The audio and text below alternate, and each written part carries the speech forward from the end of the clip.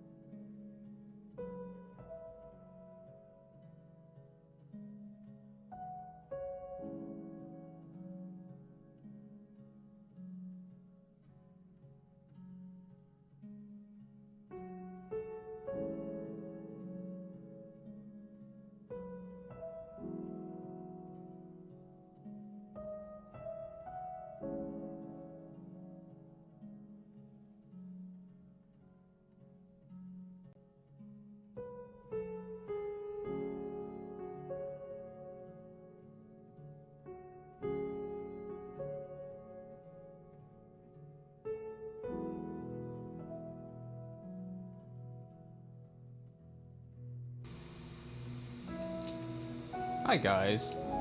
Fucking course. The one thing I keep forgetting to check is if PNG Tuber is even picking up my microphone or not. Which, you know, violence every time. But hello everybody. Jack, thank you for stopping by. It's fine that you're busy. Go take care of what you have to take care of. There's no obligation to be here. We're just doing a silly light stream with a funny, quirky little game that I found.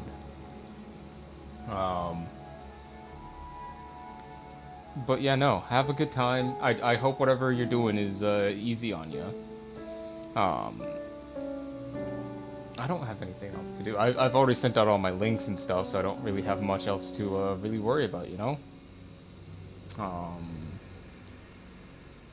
There is one thing I should probably take care of, but it don't matter much. Oh well. Anywho, but hi, yes, welcome in everybody. We're, once I... Actually, you know what? I'm willing to bet, knowing what I know of games, that there's probably an anime opening into this. Because it seems weirdly high production.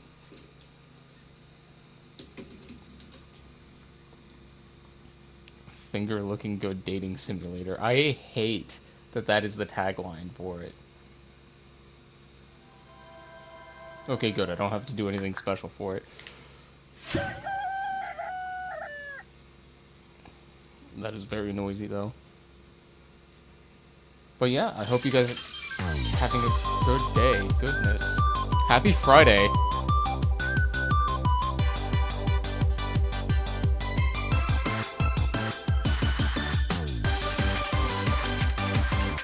Okay, this is amazing. Excuse me?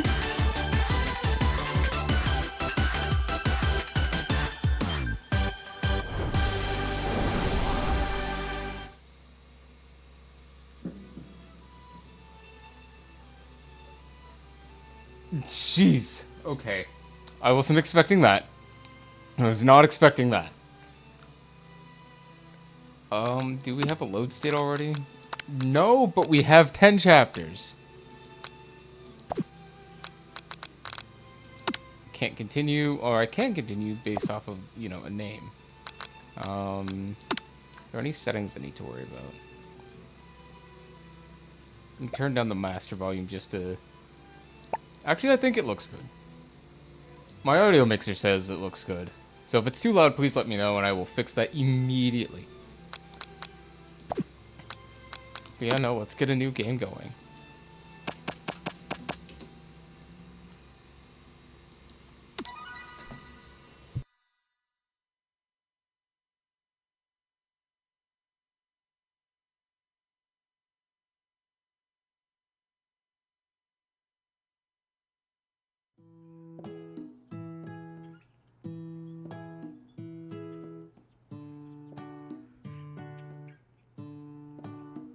Sorry about that, got a scam caller. You sleep softly as the morning sun casts warm glow through the window of your modest student apartment. Gotta say, I'm loving the chicken. The world is peaceful and serene. You could stay in the moment forever. Or you could wake up now! Now! Now! Your first day of culinary school is no time to sleep in. Smack that alarm clock up and at him. You're staying in bed forever. You slept through the school year and gave up on the once-in-a-lifetime opportunity to meet Colonel Sanders. Let's try that again. Oh, this is silly. This is already silly and I love it.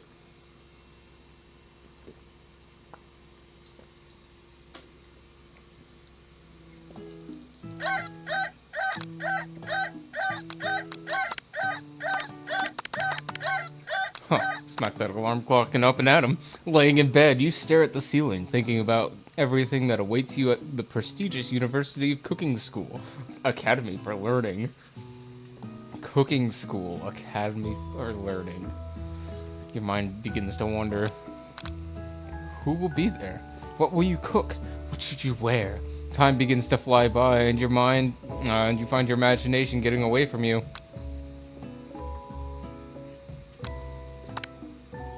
It's here, finally, your first day of culinary school. So many dishes to prepare, so many students to meet.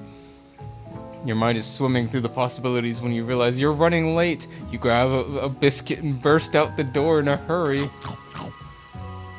Delicious, just what you needed to wake up those taste buds. I love corporate propaganda. I love it so much.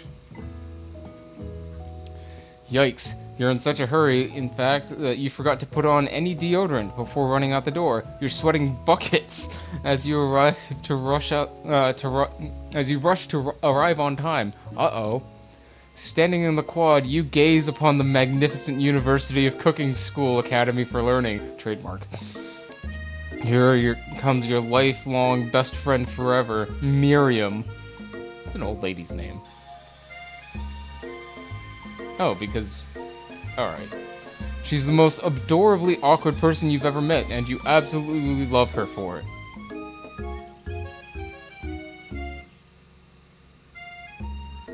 I'm not sure how I feel about the fact that her cook's hat is gripping the back of her skull. Like, it's not even, like, canted off the front of, like, off the back of her head. No, that is just, like, it's either pinned or, like, glued or something is holding it to the back of her head. So that she can wear the bow on top of her head. Right at the front of her crown. That's absurd. I love it. It's absurd. Good morning, Aquis. Are you excited for your first day of the rest of our lives? Actually, because I sure am excited and a little nervous. Okay, a lot nervous. It's just that this morning I made breakfast for myself, but, well, when I ate it, I couldn't taste any love in the food. What if I'm no good? What if I fail? I've given her the anime protagonist voice, and that's not going to change. Classic Miriam. Raised by Master Chef parents, she's always held herself to a very high standard.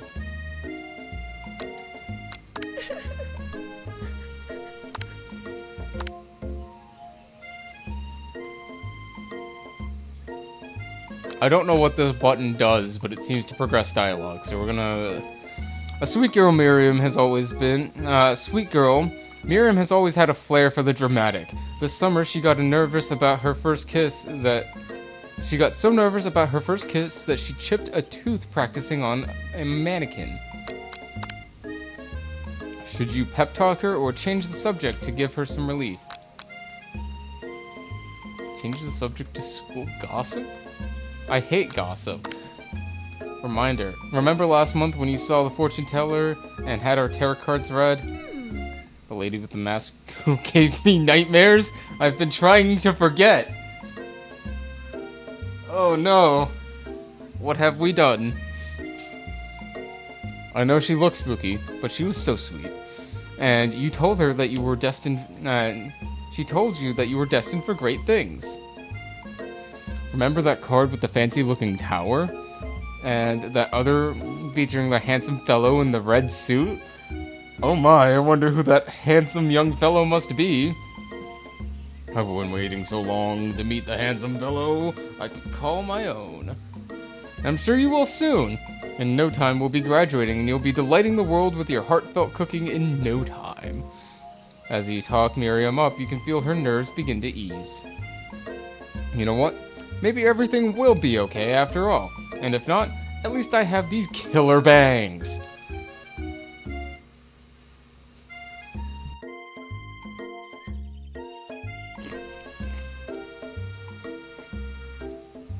Interesting, but okay.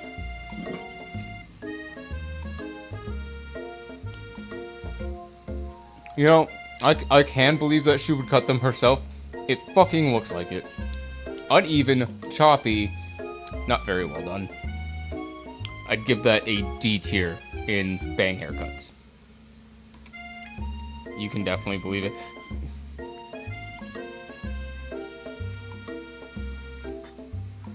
I cannot believe it.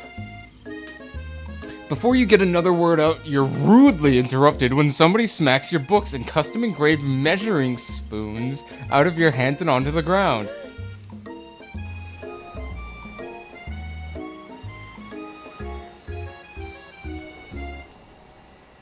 It's your arch rival. She's totally evil, but you can't help but be filled with jealousy. She can get anything she wants and she knows it. It's the Fae. She's a vampire.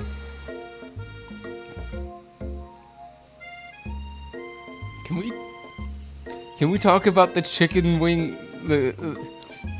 Can we talk about the chicken drumstick fucking cutouts on her thigh highs?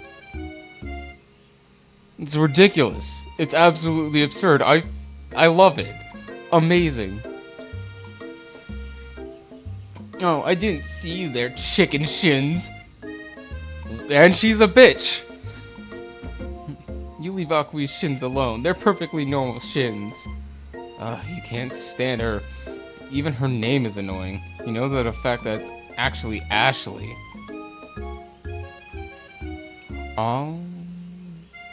I can see how that's pronounced Ashley. That's really dumb. But she had to add the extra letters to make herself better than everyone else. If anyone here knows what a perfect shins look like, it's us. We're not gonna let you or your really weird insults get to us. Across the quad, you can see Ashley's best friend, Van the Man, has stopped to look at his own reflection in the mirror. His pants so tight you can see him casually working out his glutes while he styles his hair. No lie, there's some pretty rockin' glutes. Van? Ooh, what is this fucking JoJo's character? That... Bros will be walking around the streets of Dubai and be like, man, there's an enemy stand user out here, and this man is just around somewhere. Like... Goodness. You've never been sure what their arrangement is, but as long as you've known them... And Van... I forgot her name immediately. Alea?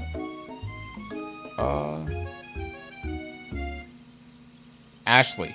Ashley, that's her name. I was thinking for a second there it was Alessa.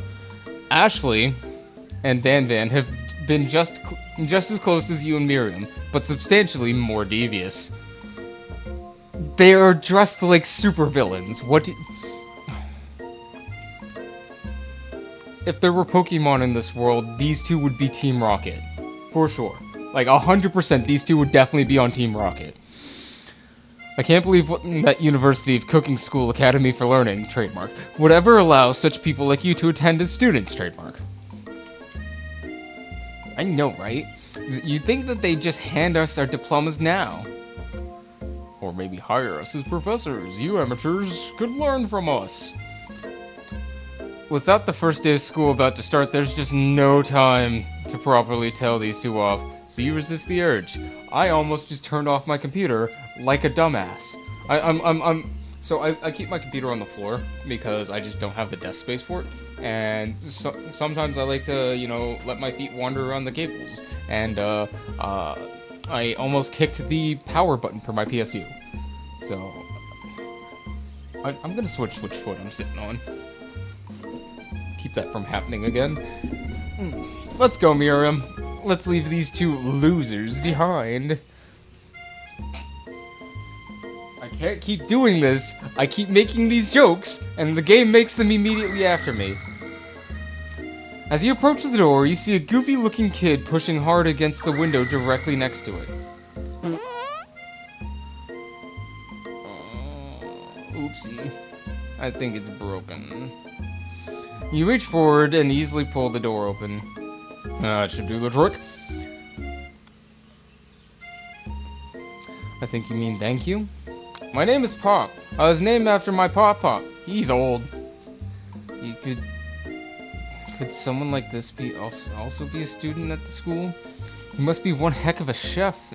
Also, his name tag clearly says Bob, but I guess he's reading it upside down. Hi, Pop. I'm Aquis, so... Are you going to make me hold this door all day? Nope. And he scuttles inside. With that, the young man walks into the building ahead of you. Is it just me, or is he kind of cute? That's just you, Miriam. You both shrug your shoulders before following him into the building. You stand at the edge of the room, unsure of where to sit. Other students wander in, keeping themselves busy chit-chatting. Oh, what a handsome lad! Guys, look at this. Look at this handsome young gentleman. A scruffy-looking pooch takes his place at the podium at the front of the class. Adorable. Stunning, even. No, quiet down, everyone. Who's this unreasonably cute pup, and why is he in our culinary class? Fuck. This is giving me some, like, violent flashbacks to that one time I played Had a Full Boyfriend on the Xbox Live Arcade. Does anybody here know what Had a Full Boyfriend is? It was a dating simulator where you dated birds. And the only thing I remember from it, aside from the fact that you were dating birds, was that one of them would murder you if you went down that, like, romance line. And I don't remember which one, but it was one of them. Who is this unreasonably cute pup, and why is he in our culinary class? You must be Sprinkles, head instructor and CEO of USL. Come on, say out the full name. University Culinary School, Academy of Learning, trademark. Please, call me Professor Dog. I may be cute and a little fluffy, but I still demand respect, Wolf. What, a cute dog is our professor? This is the best school ever. I guess only a dog's nose is capable of picking up on the nuances of fine dining. Out of nowhere, wind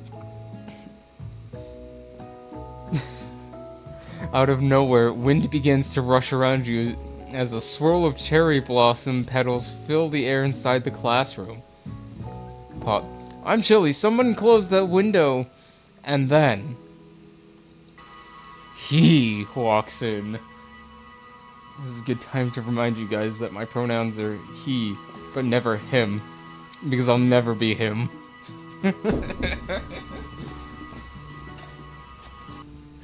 You're immediately swept up in the aura of this new student and his remarkable goatee.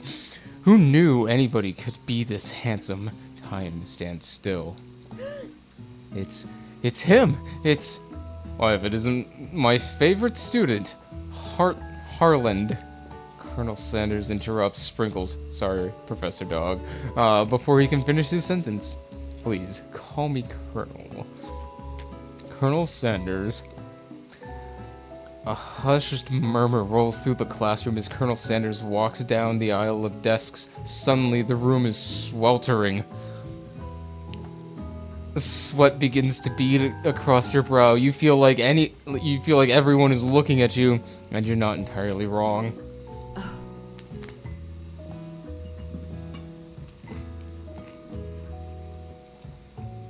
And this over here, it must be Sweaty Sweats a lot. Maybe we should open a window back. Maybe we should open that window back up before the faucet pit melts into a puddle and evaporates entirely.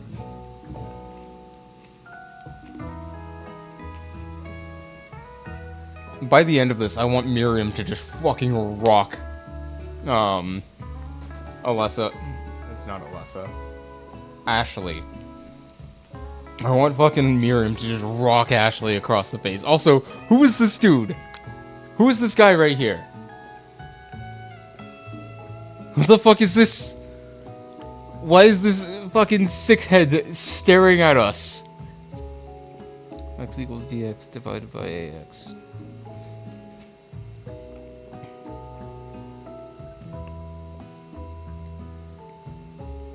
Interesting.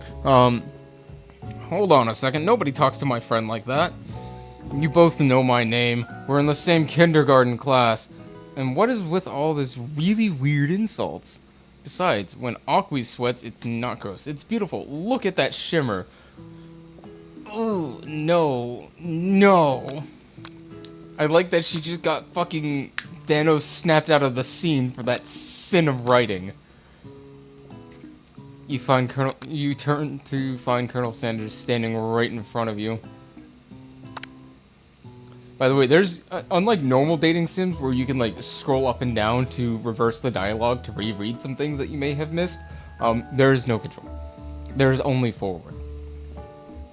Colonel Sanders, beautiful angel that he is, stands before you, smiling gently, his hand outstretched. Boy howdy, this classroom gets hotter than a Kentucky fryer. Please, use my handkerchief. You freeze up. Colonel Sanders is talking to you. Wait, Colonel Sanders is talking to you? About how sweaty you look? You're completely mortified. This can't be your first interaction. What if he never forgets this moment? How will you respond? We'll take it. We'll bite the bullet on this one. Also, dog. You stretch out your hand and Colonel Sanders places the fine silk handkerchief in your hand. It's so beautiful, you hesitate to press it to your face, but when you do, the feeling is transcendent.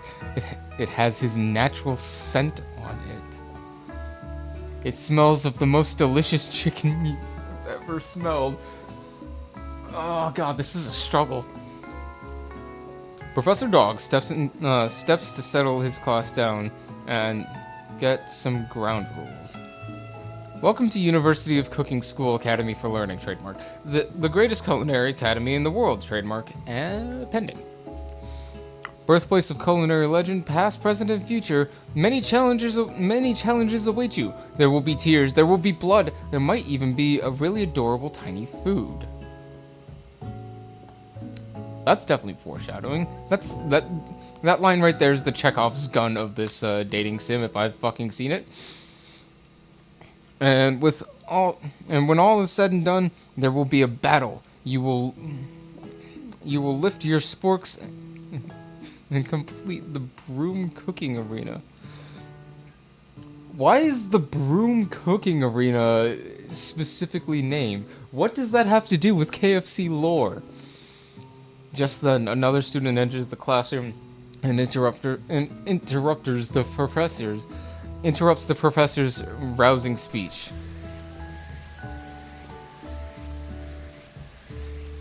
Hi guys, sorry I'm late. I hope everybody's had a good summer. I really missed... Quiet! Late to class is bad enough, but interrupting my monologue? You're on the fast track out of here, young man. Are you even in the right class? Don't you recognize me? It's my third year at this school, with you as my teacher. Everyone stares at him blankly. Why he got the weird arms? Does no one remember me? You're expelled if you utter one more word before I finish. Let that be a lesson to you, students, that tardiness is unacceptable. But if tardiness is unacceptable, then why is he getting off, like, perfectly fine on day one with just being late? Even Clank made it here on time, rolling halfway across town on his own tiny wheels. He turned to see the student that Sprinkles is referring to, who appears to be some sort of industrial kitchen appliance. Fucking what? Is every character introduced with this generic, like, glitter background? The class bursts into laughter. I love you, Clank. I love you so much and your tiny hat. What machine are you supposed to be? Doesn't matter, I love Clank.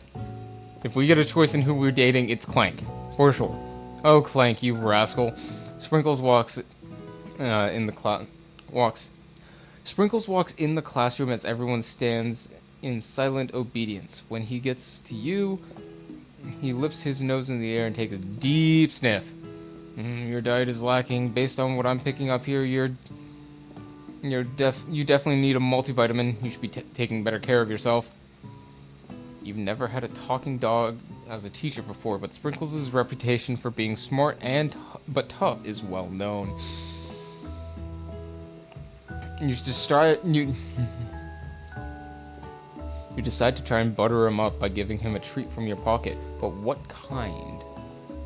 Well, considering this is a KFC dating sim, we should go with a chicken snack, because chicken, according to the KFC-averse, is the best food ever, and there is no other kind of meat.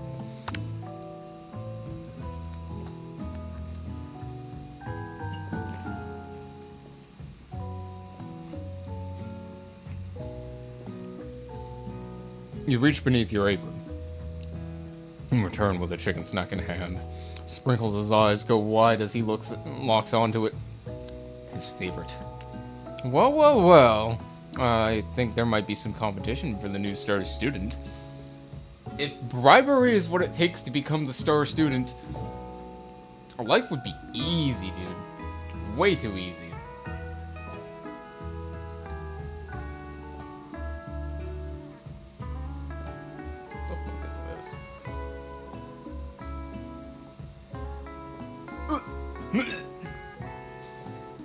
Fucking damn it, Riser, you son of a bitch. So, I noticed I had a ping on Twitter, and I decided to take a quick aside to open it up. And the horror I have witnessed, unspeakable. It is... So it's a P90 with a ACOG site, but the ACOG site is backwards. And instead of its standard box magazine, it has one of those flat disc magazines. That is one of the most horrifying things I think I've seen in a while. The furry professor immediately devours the snack, leaving your hand slick with a coating of warm doggy drool. You see other students eyeing you jealously, but you pay them no mind. If they wanted to succeed in life, they should have learned the importance of carrying a range of dog treat flavors on them at all times. Settle down, young chefs, take your seats, and prepare to have your minds open to the amazing possibilities of culinary creation. As everyone rushes to claim their favorite seats, you are left standing in the front of the room. Only two options remain. Hey, Aquis, there's still a seat here. It seems no one has claimed the seat next to me, if you're interested. Two good options. Which will you choose? Do we sit by our best friend, or do we sit by Colonel Sanders?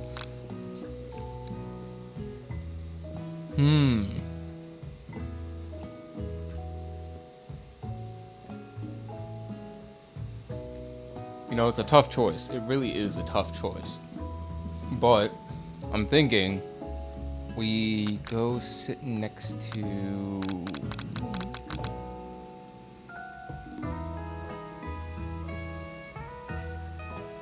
If we sit next to Colonel Sanders, you know, he's gonna have to put up with how stinky we are for the rest of class.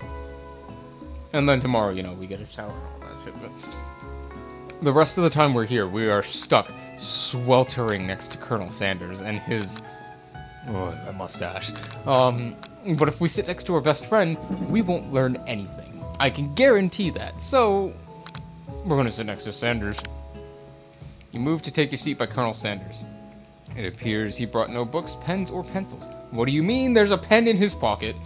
However, his perfect upright posture shows off a seriousness that makes you confident in his desire to learn. Thanks for offering me this seat. I've only had 2 rules. Do all you can and do it the best you can. It's the only way you ever get that feeling of accomplishing something. That's so inspiring. A little off topic, if you ask me, but alright. As soon as you've settled into your seat, the professor makes an announcement. Think fast, it's time for a pop quiz. The first day. I mean a quiz to see how good our knowledge base is on the first day isn't a bad idea. It's just kind of a dick move, if you ask me. But hey, what do I know? I'm just a space girl. Think fast, everyone. It's time for a pop quiz. Yay, a quiz about me. This is incredibly important and surprisingly short quiz will tell me if you are ready for life at culinary school. Keep your knives sharp and your focus sharper. Here comes question 1. If train A is traveling to point B and train B is traveling to point A, how important is it to wash your hands before cooking? Extremely. Looking at you, Pop. A forest is to a tree as chicken is to lamb.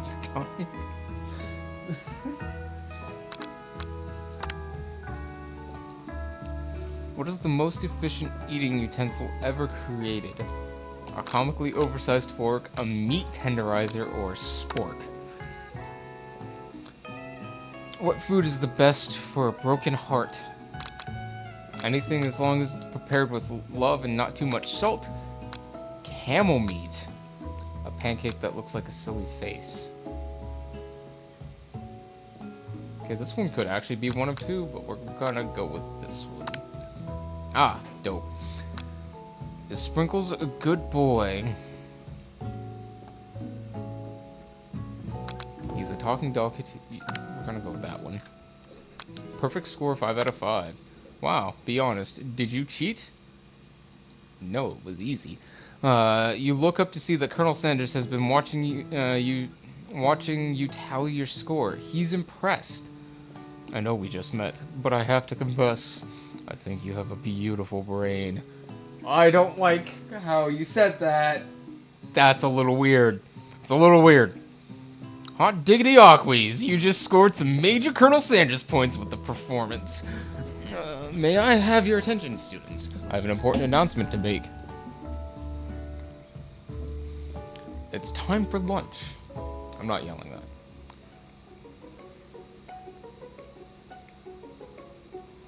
The Stewart Cafeteria, EST 2015. Interesting. Right, because like colleges have like sponsored areas for some fucking reason. I don't know. It didn't. That's something that never really made sense to me. But what can you do? It's the way it is.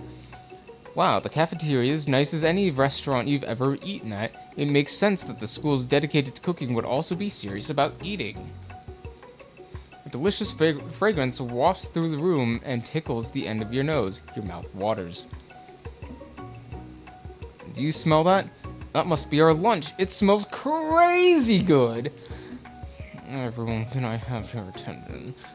Is it about lunch? No, I just wanted to apologize for my tardiness. You see, howdy, folks. I'd like to make an announcement. It's about lunch. Everyone cheers. Shush. Silence went. Lunch. He said, shh. In honor of our new... Oh, it was the wrong voice. In honor of our new semester, I have prepared something special to share with everyone for lunch. That must be the smell I smelled. Indeed, that smell is... You hold your breath, waiting to see what food this mysterious student created. You've heard he's very talented, but were the rumors true?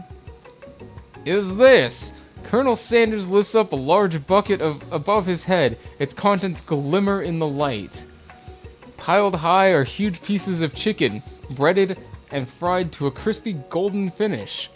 The aroma envelops you, and you begin to feel warm and safe. Colonel Sanders has filled a bucket with chicken? What a novel concept. This is starting to cause me light amounts of pain. Your stomach begins to grumble, as if to say, stop thinking and start eating. For years, I have been developing a secret recipe for the perfect fried chicken. By my calculation, nothing less than 11 herbs and spices are required to achieve that perfect balance of flavor. You look around and notice that every other student has a pen and paper scribbling notes as fast as they can. But that's all I'll say about that.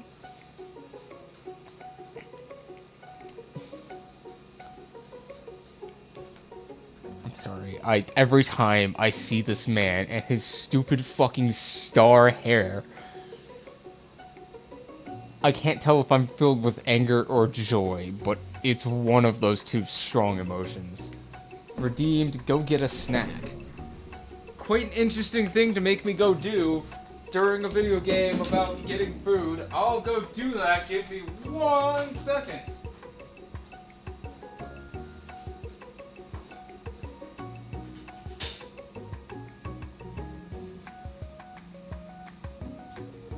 Alrighty. I'm back with 1/4 of a pizza. 1 whole quarter, because it's a small pizza.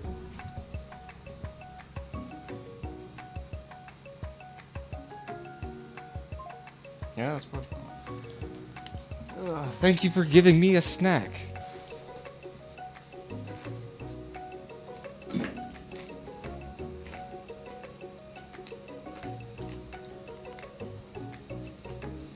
Very yummy. Very yummy. What did you think? We wanted your stupid recipe, dude? Pshaw. Nah, my dude. Nah. I'm just, drafting up a little... drafting up...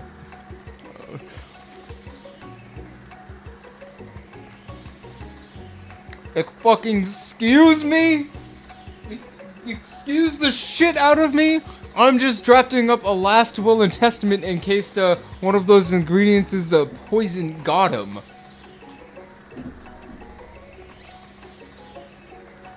You've given us Jojo as one of the antagonists, and you haven't come up with witty commentary for him? He looks around nervously to see if anyone is laughing at his sick burn. You wait to see what his zinger Ashley has prepared to follow up, but she suddenly takes a different approach. Yeah, and I was just like writing in my diary. Secret is the chicken use gay magic. I think you might be onto something there, King. You might actually be onto something there. And, you know, they definitely don't use monosodium glutamate or anything. That would be crazy. Absolutely crazy. Dear Diary, today I smelled something beautiful, and I knew that at that moment the hands of a true gentleman could fry chicken so tender.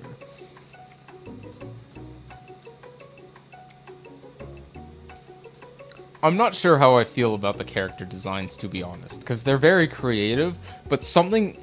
I know this game came out before AI art was a thing, but something about her character design is screaming AI art. I don't know.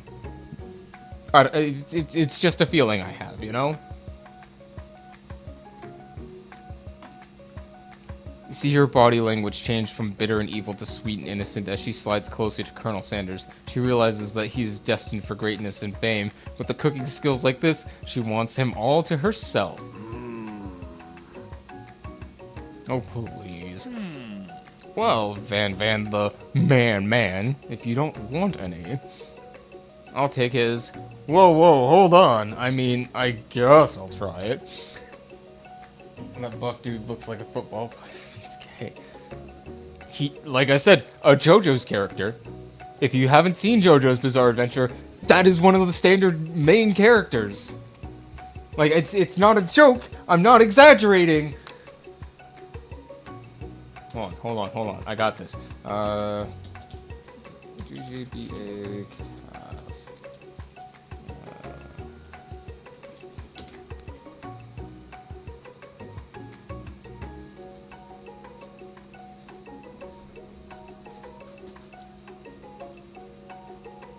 I wonder if I can just paste this into Streamlabs and I don't have to do anything weird with it.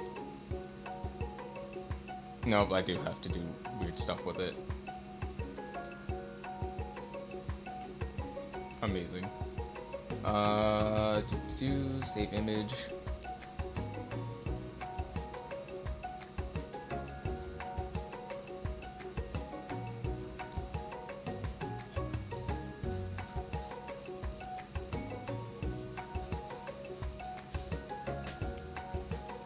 Excuse me a moment. I'm trying to save this image as fast as I fucking can. Speedrunning is not my forte. Save sus pic. No, not sus. Just... well, you'll see what I mean. Wait, why did it save as a fucking web it? What the fuck is that? .webp? What the fuck is that? Cringe. Gross. Yuck. The fuck out of here.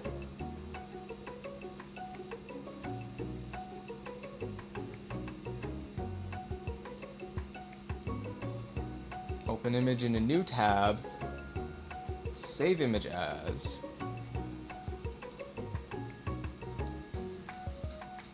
Okay, fine. Get fucked, not Internet Explorer, Google Chrome. I don't know why that's saving as, like, some cursed fucking file extension. That's actually, like, garbage.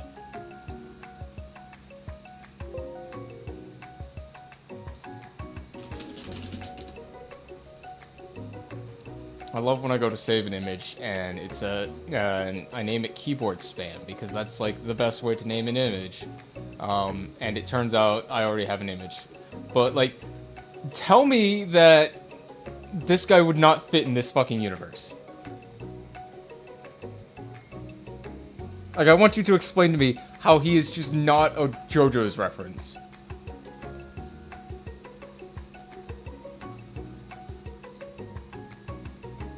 That's insanity. That's absolutely fucking nuts.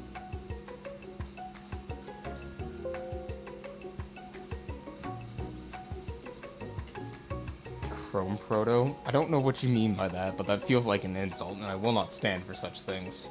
Unless you're insulting Chrome, then by all means. I fucking hate that I'm so embedded into Google Chrome, but there's like also like no reasonable way for me to jump to any other browser. Anyways, let's get back on with this fucking nightmare. If this isn't a nightmare, it's most definitely a fever dream of some variety. He takes one bite and his eyes grow wide. He starts contorting his face as he tries to hold back his pure exhilaration and act unimpressed.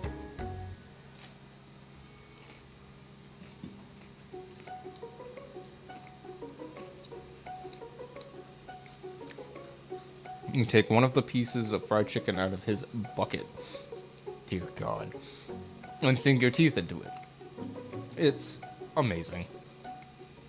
Tasting Colonel Sanders' food transports you to another dimension. Alone with your taste buds gripping the drumstick in your hand, you float weightlessly.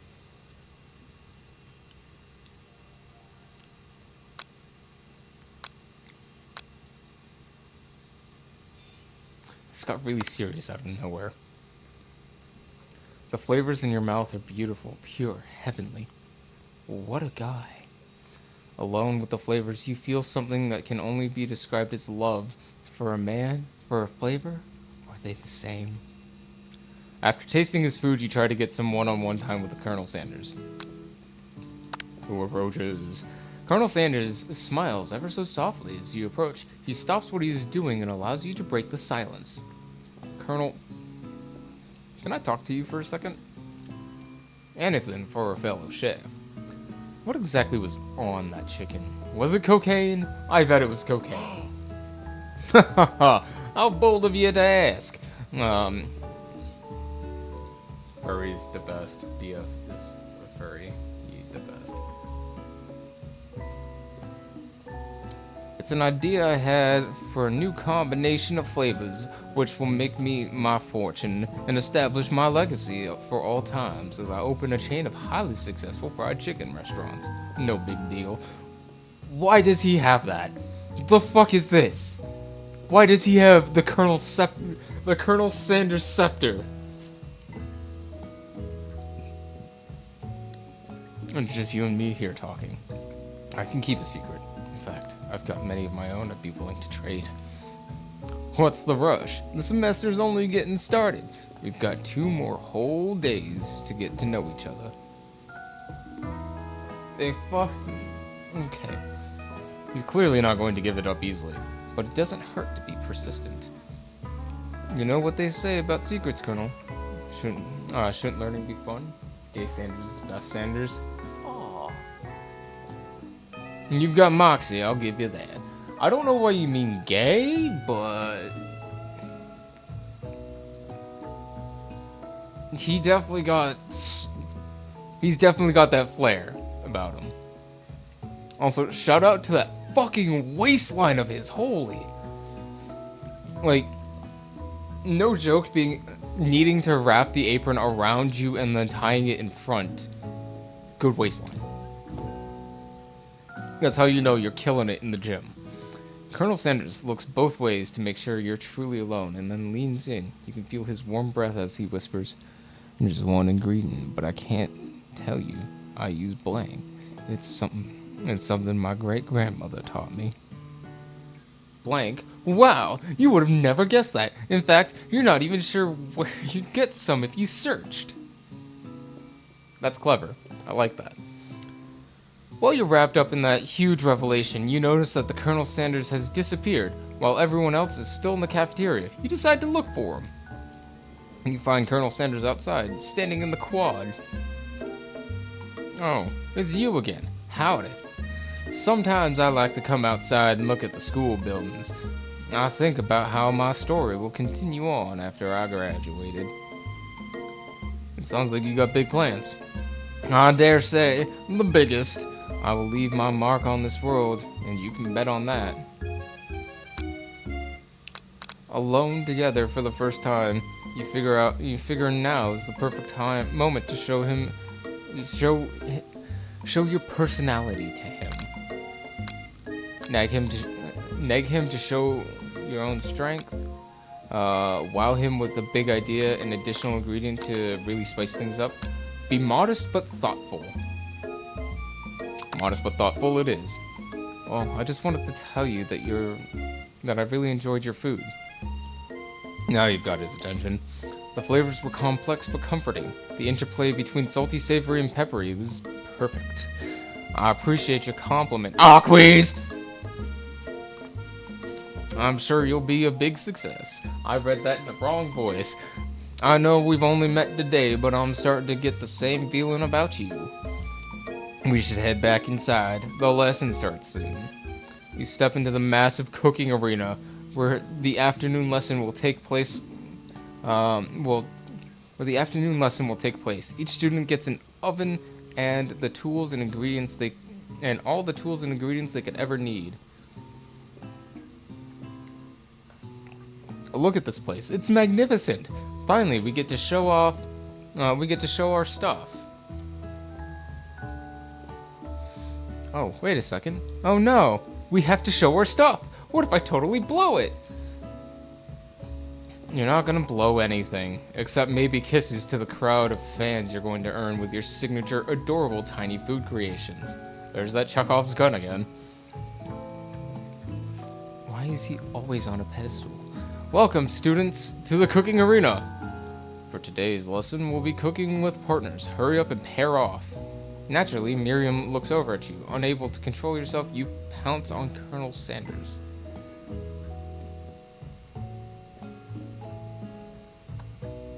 What's the name of that one character from Kill la Kill?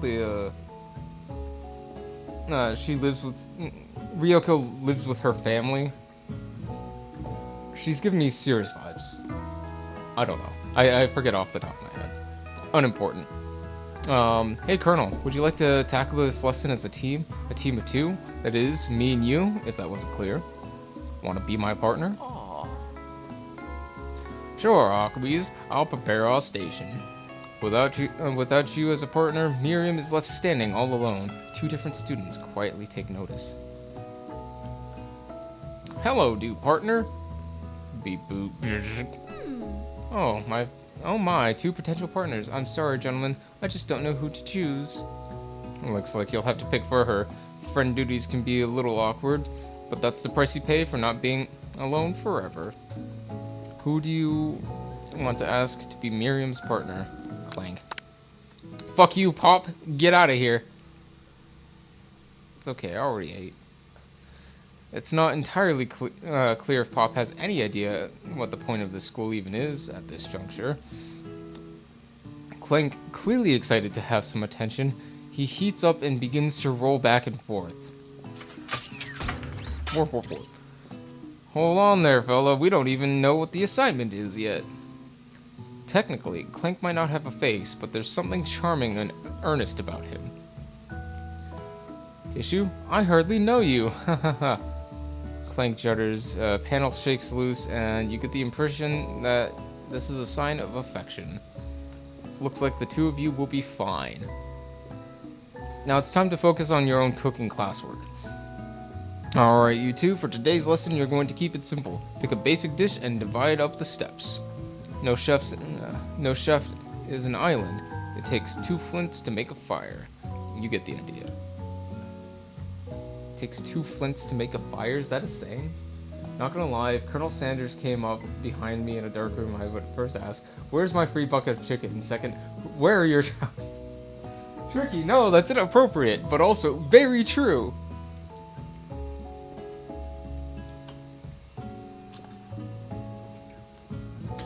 I'm also now out of energy drinks, so I don't know if I want to crack a bottle of wine or go find another energy drink. We'll find out here in a few minutes when my throat hurts again. Which dish do you suggest your partner, Colonel Sanders? Using an octopus will blow Colonel Sanders. Your grandmother's mashed potatoes and gravy, or steak tartare. I've always been something of a down-home chef. I was thinking we could make something warm, inviting, and comforting. Maybe mashed potatoes and gravy. I couldn't imagine one without the other. Colonel Sanders casts a coy look at you, causing your whole face to go beet red. Embarrassed, you quickly turn away.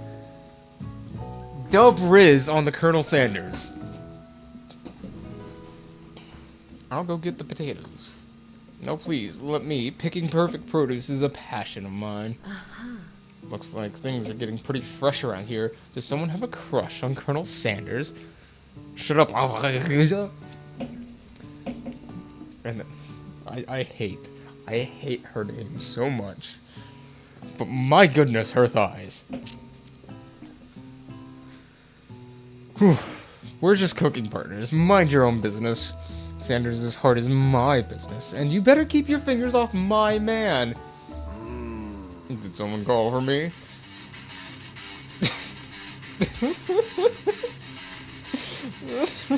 What?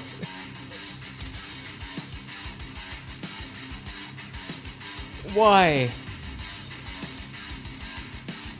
Why? The fuck? Oh goodness, I was not expecting this.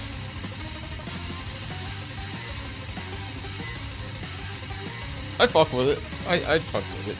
Ugh, jeez, Van. While I'm over here crushing Aqua's dreams, you're supposed to be taking care of our classwork. That was the deal, remember? Colonel Sanders returns armful of peeled potatoes. Wow, he peeled them already. Interesting, Personally, I don't peel my potatoes when I make mashed potatoes because the skins... So I use a conglomerate of brown potatoes and red potatoes. And skin on red potatoes added to mashed potatoes. Fantastic, let me tell you. Colonel Sanders returns with an armful of peeled potatoes. He tosses them into boiling water and turns his attention to you and your old friends. Oh, howdy there, Elijah. It's not Elijah, it's Ashley. And the loop starts again. Van, are we working in a quartet instead of a duet now? Actually, no. It looks like Aquis was struggling, so we offered to give them a hand. You know how it is. These young amateur chefs need a lot of mentoring. Why does she have to be like the villain?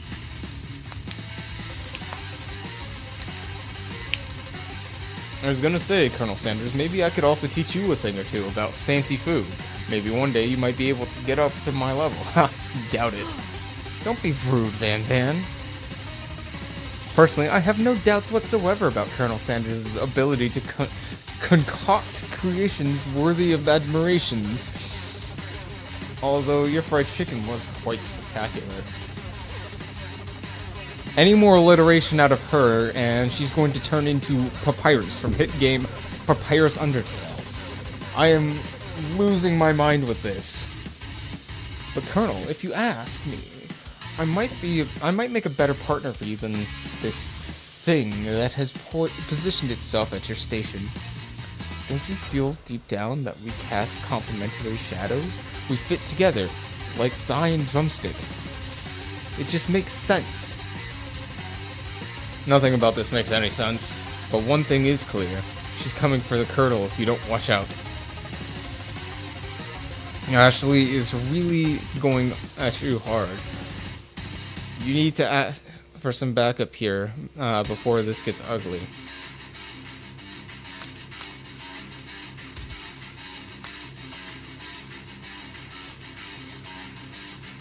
Turn to Colonel Sanders, hunk of hunks in your time of need, or turn to Miriam, your forever bestie, who always has your back. I don't know, Miriam's defense of us has been pretty lackluster. It has ranged from, hey, don't say mean things, or complimenting things that really shouldn't be complimented. So we're gonna give the Colonel a spin. See how he does defending us, because we're incapable of defending ourselves.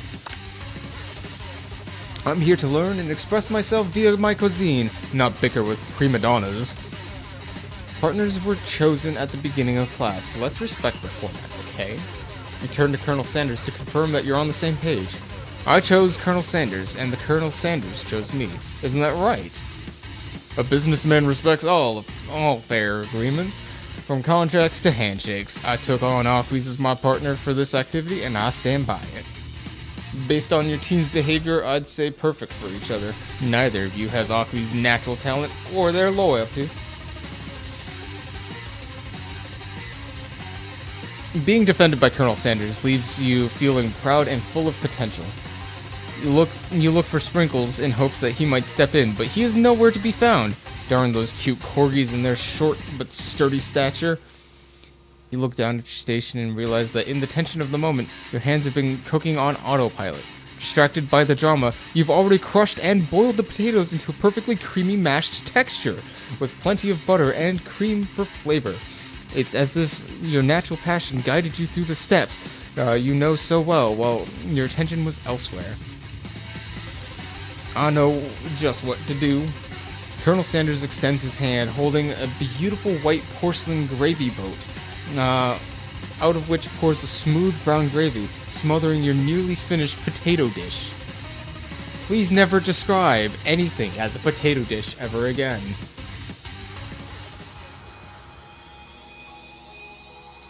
I'm waiting for the Food Wars reference. Like, that's gotta be imminent. That's...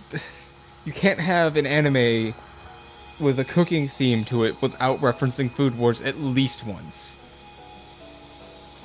Gravy flows down the mound of mashed potatoes. The results look spectacular.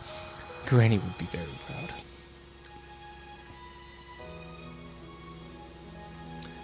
Colonel Sanders holds a spork out to you. You reach out and grab hold of it, but he doesn't immediately let go. The two of you stand holding the same spork, and for that small moment, all of the madness and pressure in this crazy world stops. Your eyes lock, and the moment is electric. Time stands still. If you love something, set it free. Together, you... That was a really out of nowhere quote, but okay. Together, you dig your utensil into the mashed potatoes and lift a heaping sporkful up. When you see Ashley with a sinister look, you know she's plotting something against you with Colonel Sanders. And then, filled with rage without thinking, you fling a sporkful of mashed potatoes right into Ashley's stupid, beautiful face! Van, do something! Scooping up a fingerful of Van tastes the dripping mashed potatoes and gravy and realizes that it's delicious. Horrified by this revelation, he slinks away and will never ever be able to cook something with so much love and integrity. Hold it right there, Aquis. We do not waste food in the broom cooking arena. Colonel Sanders, I expect better from you. If you throw one more spoonful, you both better be prepared to eat it from wherever it lands. Can I has potato face? Van rushes over, a covered dish in his hand. That's metal as fuck. Holy shit, I was not expecting an axe. That's metal as fuck. Mashed potatoes with gravy? Pathetic. In just a few minutes, I've prepared a full meal. Gaze upon my specialty braised tentacle of octopus in my silky saltwater sauce. Plated on a battle axe forged by my supreme chef ancestors. Jesus. You've ignored me for too long. That ends now. It is I who will have the first bite, and you will look on with envy. The interrupting student rushes at Van and swipes a bite of his signature dish right off the plate. No, don't! Something about that dish doesn't strike my nose quite right. I think the octopus was rushed, may have turned in the process. Results could be toxic. Dude looks like he already is suffering from a couple toxic traits, if you ask me. Too late. It's been eaten. I think I left something in the oven. I don't feel so good. It killed him. Holy shit! How does this fucking KFC propaganda have the death of a man?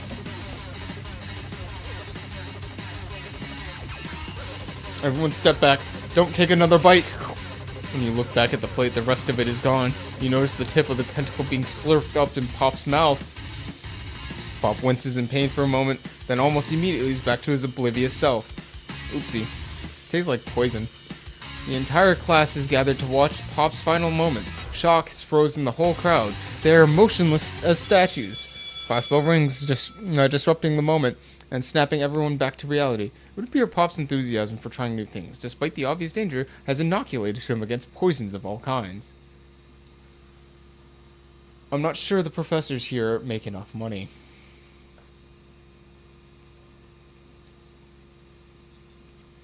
Seeing that you're shaken up by the really annoying student and all his nonsense, Colonel Sanders approaches you. I'm sorry you had to go through that. Please, let me walk you home. What? Like for real? Oh, come on. You follow Colonel Sanders out of the room. At night, the building has taken on another vibe entirely. It's dark and more than a little spooky.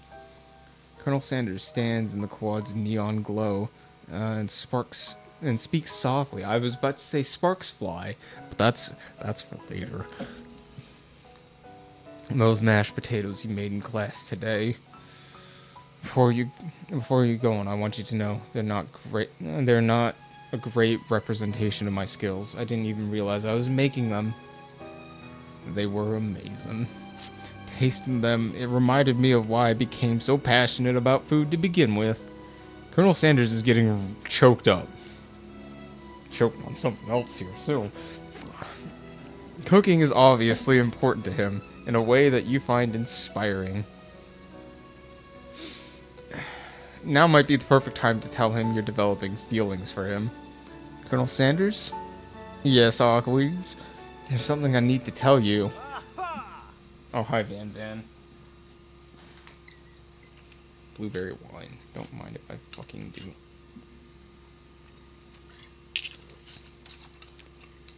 do. Hold it right there. There's something I need to tell you first. Oh, jeez.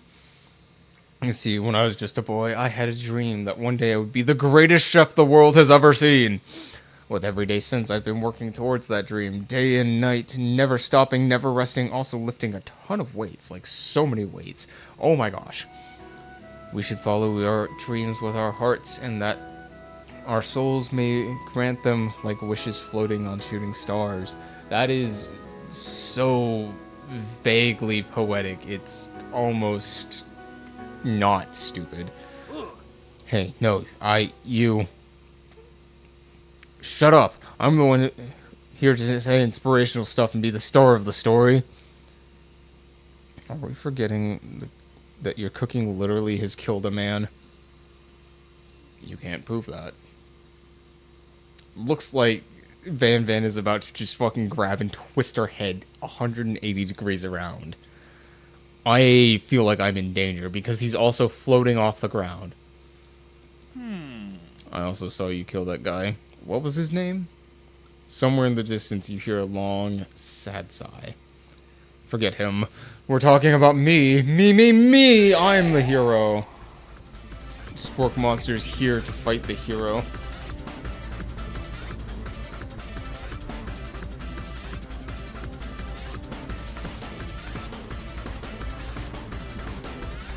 Jeez.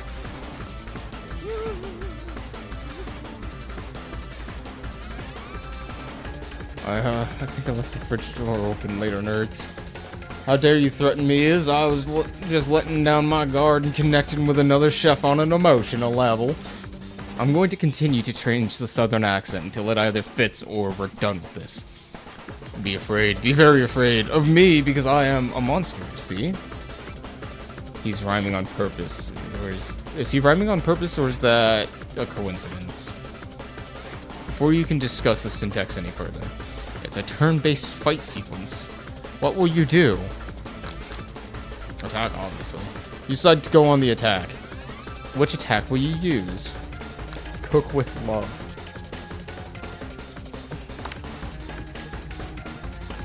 I feel like this is a no-fail situation. It just got real. The attack heavily upsets Spork Monster. Spork Monster goes on the attack. Spit hot gravy at you. You take 1 damage.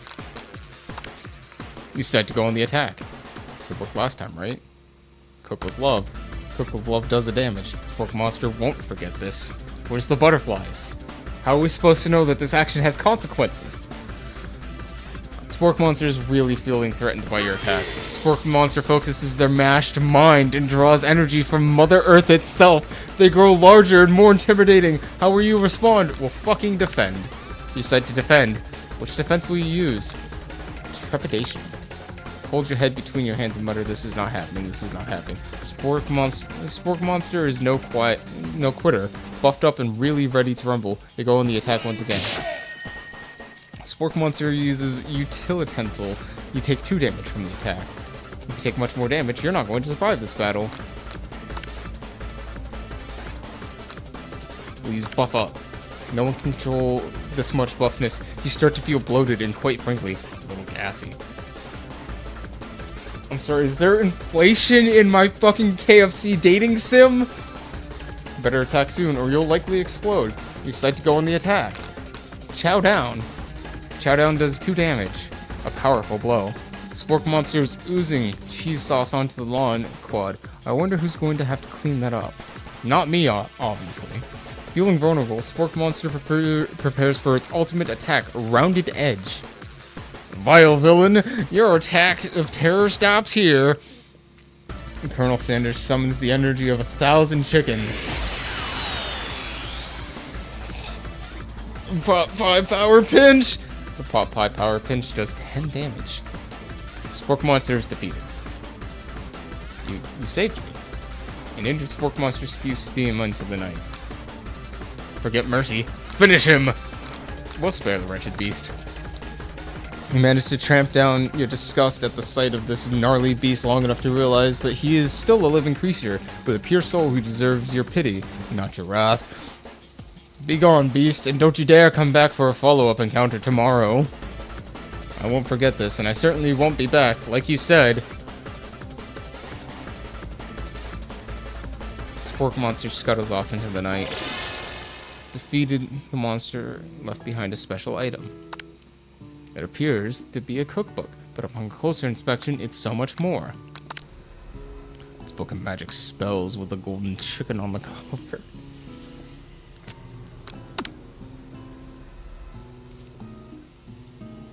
Okay, so that's the pause button. We'll resume. You open the cover and find a library card tucked inside. The last name is signed out to Borko. Borko. That name sounds strangely familiar. Your blood is pumping as you stand in the quiet of night, holding the mysterious book in your hands. As you come down from your battle buzz, you realize that the final attack has left you completely depleted. The world around you begins to fade away. Without any energy, you keep your eyes open. Darkness overtakes you. The image of Colonel Sanders flashes before your eyes as you fall asleep. Oh no. Oh no, it's happening. He must have helped you get home. In your tired state, you don't know if you could have made it without him. What a guy. You want to thank him, but you don't have the strength to utter a single word. You feel the covers being pulled up over you as you're tucked in tightly. Good night, my colonel.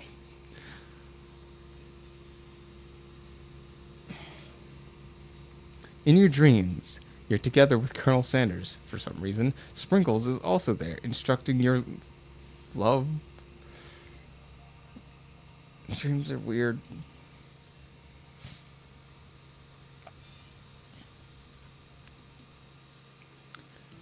You wake on day 2 and attempt to process the wild visions you had. Were they memories or premonitions? And then there was that secret ingredient Colonel Sanders went ahead and told you outright. Not much of a secret, huh? It's probably because he already trusts you so much.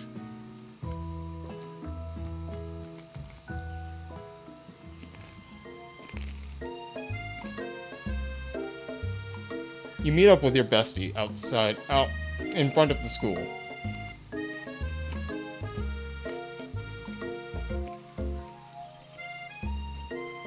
Before you can tell her about your encounter with the spork monster, she launches into a story of her own.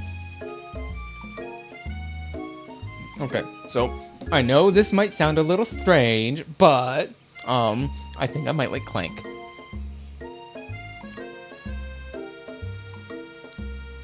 Like him, huh?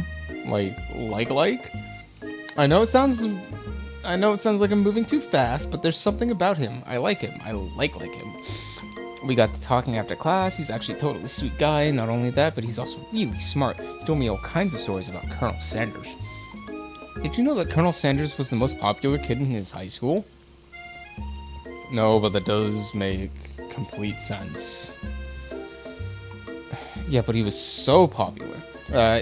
He was voted prom king at a school he didn't even go to, and was also the convertible that. Huh? And was also the convertible that he himself rode in front of the homecoming parade. I think something got lost in that pressure cooker language translation there. Okay, so that was meant to be a little weird. Either way, it'd be best if you took it slow with this new boy, like I am with Colonel Sanders. You and Colonel Sanders, huh? The coolest guy in school, the most famous student to ever attend University of Cooking Academy of Learning. Trademark. You're a thing now. We're definitely connected yesterday. Sure you did. You're great. Why wouldn't he be into you, I guess? Laughing at the implication that you and Colonel Sanders might be a thing is definitely not cool. You are great. You have an idea of how to prove your love is real. Well, if he's not into me, why did he tell me one of his secret ingredients? Your bestie's eyes light up. A secret ingredient? Yep. I just said that. A secret ingredient. Is there a dramatic echo in here? Miriam checks to make sure you're alone before continuing. So this summer I was on vacation with my family, and a lovely man appeared to me in a botanical garden while I was wandering. This can't be good. He told me about his passion for spices. Secret spices. The man gave me some to show me what he meant. I don't like the implication of that. He said that if it was a power. He said it was a powder created from a super duper rare dried flower petals, and that if I did him a big favor, I could have some of my own. Please, Miriam, don't tell me. So I filled my suitcase with them and brought them home. He was so nice. He even met me at the gate when I arrived. Later, when I cooked with him, this very strange feeling came over me. The flavor was unlike anything I'd ever tasted. I think you're being very liberal with the meaning of spices here. Anyway, whatever. Anyway, we both share interest in cooking, so we stayed in touch, you know? Like pen pals. I bet he would love to know more about new spices. Well, I'm definitely not supposed to share Colonel Sanders' secret recipe. And besides, I only know the one ingredient, so I doubt it'd be much use to anyone. Please, please, please, please. I mean, it would mean the world to me. No one has to know it came from you or Colonel Sanders. We're making up a fake ingredient here. You quickly think of a fake ingredient name. I don't know, how about... It was Eye of Newt. I know it sounds like some kind of witch's potion, but what can you do? Eye of Newt? Wow! Fun facts, actually. Eye of Newt is a real thing. It's not like an official like plant name. It's not the nomenclature for it, but it's something that peasants would use to refer to a plant as, because they didn't have like an official naming system for it, or if they did, they just didn't know. But you could easily tell any child or apprentice, hey, go into the woods, get this budding plant that looks like the eyes of a newt. And, they could understand that. And that's kind of how that came about. It's actually really interesting. Like, all of those have, like, a one-to-one matchup for, like, a plant. Anyway.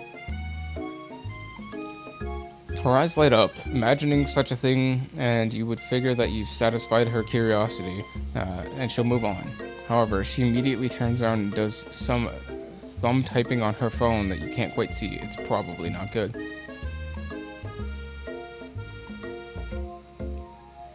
A wind rushes, cherry petals fill the air. It's Colonel Sanders on a horse!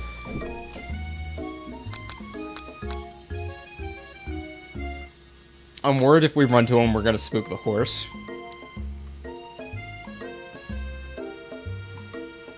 But also, it's Colonel Sanders on a horse.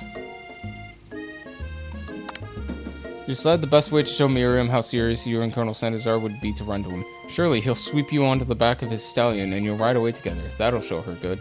Oh, Colonel, my Colonel. Yeah, I figured as much.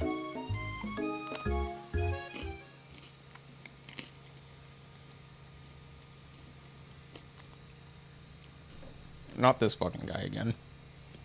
It's important that you remember this, actually, as I say it. If you forget, the world could end, so it's serious. I've been trapped in this realm beyond, but a great philosophy relies on my return. Only you can save me. All I need to do is repeat my name 3 times. My name is... Before you can continue, you suddenly wake up.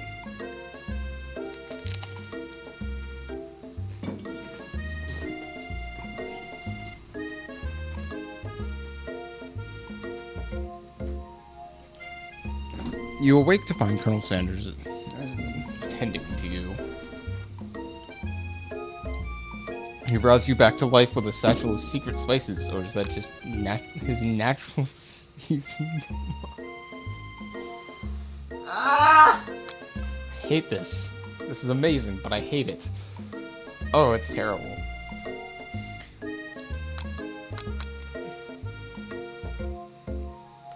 Waiting for a kiss. Compliment the craftsmanship of his horse's shoes. I am at a loss as to where to go from here. I'm thinking it's probably gonna be this one, though. Because leaning in for a kiss might be a little much after we got knocked the fuck out, man. Maybe he shouldn't be riding a horse to school. And maybe you shouldn't be running up to animals you don't know. It's hard to say who was in the wrong here. Or one thing's for sure. Colonel Sanders is pretty dreamy. That horse, his beautiful shoes. I could really feel how smooth and sturdy they were when they were pressing into my fucking skull. That's nice to hear. No one truly appreciates good craftsmanship anymore. Oh, so that was the right option to go for it. Let's fucking go. And with that, Colonel Sanders disappears into the school, leaving you and Miriam to follow. When you enter the classroom, you see two rivals, Ashley and Van Van. They're doing something bad. Is his name Van Van because it's a play on JoJo? It just occurred to me.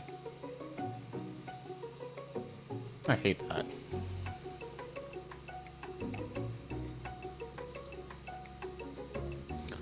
Are doing something bad? By the way they're hiding, you know it must be really bad. Like, counterfeiting recipes bad. Experimenting with restricted ingredients bad. Summoning a demon bad? You try and peek over Van Van's hulking shoulder. But he sees you coming. Whoa there, little one. I'm sure you're not ready. I'm not sure you're ready to handle this. Why don't you make like a bee and mind your own wax, honey? Tell them to stop acting immature. Why she got the yandere eyes? Why does she look like she's just going to lunge at me and stab me 37 times in the chest? You immediately dress the rivals down for their immature behavior. Culinary school is to be respected. This kind of nonsense is a waste of everyone's time. Now you've upset them. Oh, and you're the emperor of cooking, are you? You make the rules? I'm not sure. You'd know a good meal if it ate you. Being best chef in the world takes more than culinary skills. It takes creativity and it takes panache. And it doesn't hurt to use a little evil. So he acknowledges that he's just the bad guy here. As long as he's aware, I guess. You finally get a look at what it was they were hiding, and you instantly recognize it. It's just like the one book you found after your encounter with the spork monster. That's the same book I found yesterday night in the quad. Ashley immediately hides. I don't know what you're talking about. That book is a family heirloom and it contains contents are secret. You notice that they haven't been studying the book. They've got pop pinned to the wall, and they're tossing potato skins at him as he tries to catch them in his mouth. We're playing, hee. Before you can dig any further, you're interrupted by the arrival of more students. It's almost time for class. I love you, Clank. I love you so much. Why are we locked in the romance path with Colonel Sanders when I love Clank? My heart, my mind and my soul for Clank. But alas, no. Abandoned, discarded for the Colonel. Clank must be running late. He's in such a hurry that he rolls right over Van Van's meaty foot. Ugh. Hey, watch it, bucket of bolts. You watch how you talk to him. He didn't do anything. Bzz, womp womp. Who do you think you're talking to? I've never heard such a language, not even from my stand mixer. Fucking excuse me.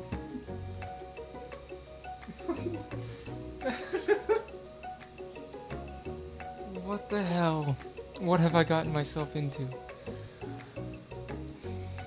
Womp womp. Womp womp. Fuck it. Oh god.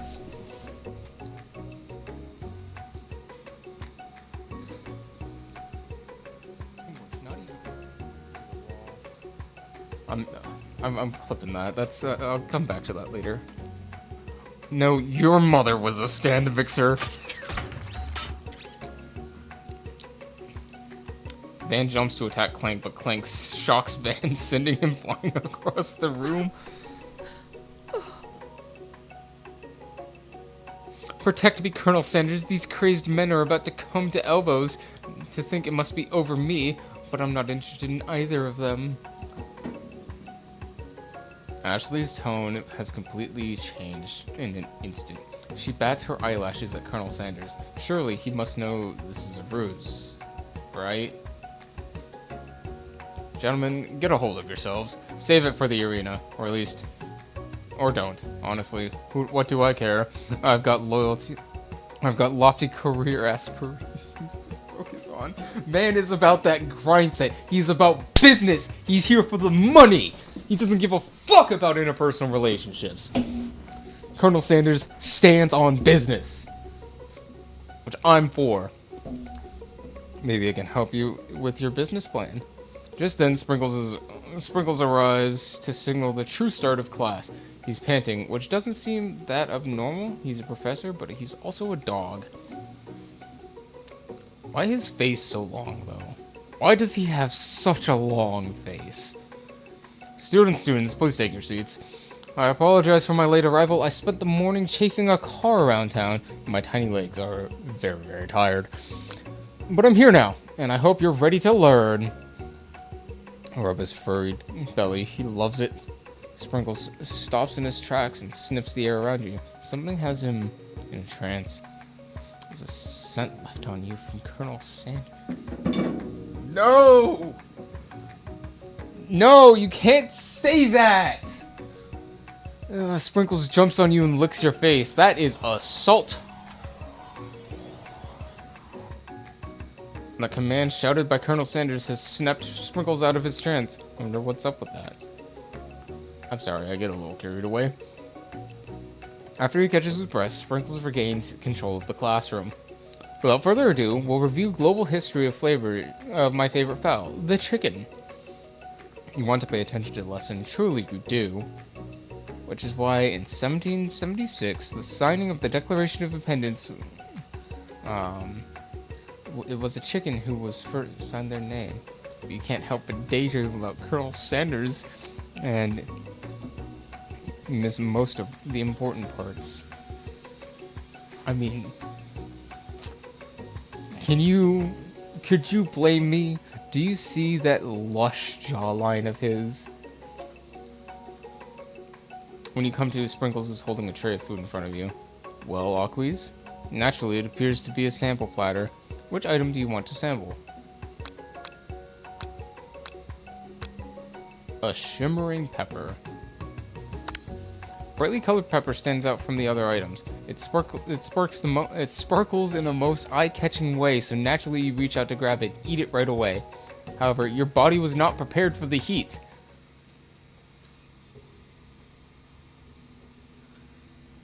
Tricky. My lad, my boy, my soft summer sweet child. This is... what was it? This is, Academy of Cooking School. A place of learning trademark. This is the place where people go to learn to cook, and we're learning to cook with Colonel Sanders. Our love interest, the darling gem in our eye. Colonel Sanders is no more than a college student with the rest of us. He's learning. We're learning. Together. Both the art of the spatula and the art of our hearts. The pepper triggered an intense spice hallucination. It feels like forever. It feels like Protagonist, did you just eat one of my forever weed brownies? Oh no, I hope you're not planning on coming down anytime, because that high lasts forever, because it's my forever weed brownie. By the way, I've invited everyone you've ever loved over. Try not to let them know that you're high on, my forever weed brownie. Ooh, this guy again. This fucking guy again. I'm glad we have the same reaction. I'm here to give you an important message. You must avenge my death and fulfill your destiny, and all you must do is... I'm saying fulfill your destiny, all you must do... Cough, cough, I'm sorry, I think I got a spice stuck in my throat. It's fine, I'll work through... to fulfill... the prophecy. You must... You feel yourself begin to regain consciousness. Oh man. You come to and find everyone staring at you. That pepper was the last of its kind on Earth, and now it's gone forever. Think to yourself, geez, I should pay better attention. Maybe, but you have that hunk of a man. That godly chin distracting you. We'll make mistakes. I'm sure he'll forgive you someday. Come on, it's time for lunch. Before anyone can relax, the cafeteria lights dim, and your rivals make a dramatic announcement. Today's lunch will be prepared via timed competitive cook-off. Why did she... I'm gonna stop asking questions because none of them are going to get answered. Stuff up and tell them that you're on. Fuck it. Cooking battle it is. A bit of lunchtime competition, eh? Count me in. I'll have to wipe the tables with you fools before I set my lunch down on it, then so be it. I'm not a fool, you're a fool, fool. Good one, Van Van. I like your gumption, Aquis. I'll be watching your performance. Just as things reach a boiling point, Sprinkle steps in. Surely he'll put a stop to this madness. Nope. Nope. In fact, he's going to officiate it. Now, students, please settle down. This is a lunchroom, not a sports thing. Finally, a little sense. You breathe a sigh of relief. At least not until we turn on the timer! Just then, a huge light blasts in your face, flashing the words, "Timer ready." That's what I'm talking about. He howls. I stand corrected. The hard way builds solidly a foundation of confidence that cannot be swept away. And that's an original quote by me. In case anyone was wondering, I hope its message lifts you to victory. Like a diamond, I was formed under pressure, and now is my chance to shine. I will defeat you myself. You had his chicken. You made mashed potatoes and gravy on day one. Now, and you're feeling like you can really impress him again. It's time to boil some water for potatoes. Think fast. The timer runs down. You'll be forced to pick randomly. That's right. But how would you have even gotten to the school without knowing that? Winter gets to rub my furry belly. You're going to need to season the chicken before you cook it. You don't know how Colonel Sanders' recipe exactly, but you have an idea. It's 11, right? That's right. You might not know all of the ingredients, but at least you're headed in the right direction. Tail wagging intensifies. Now that you've got some basic steps, it's time to elevate your craft. Which state of mind offers the most flavor? Trust? That's wrong.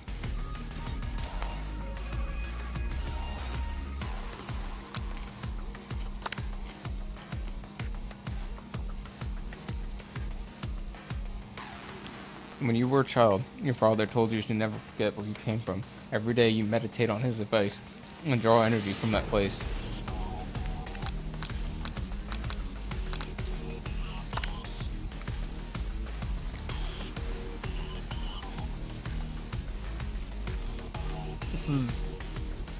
I struggle to do things under a timer, so this is a little bit much.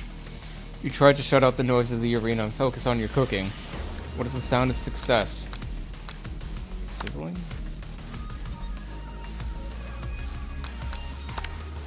Colonel Sanders, Colonel Sanders out of the Ivy. He's giving us his faith. I'm going to let him down.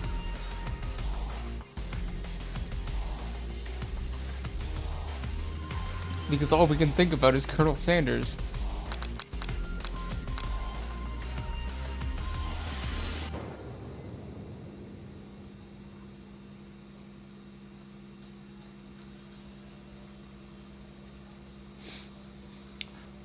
Goodness. Okay.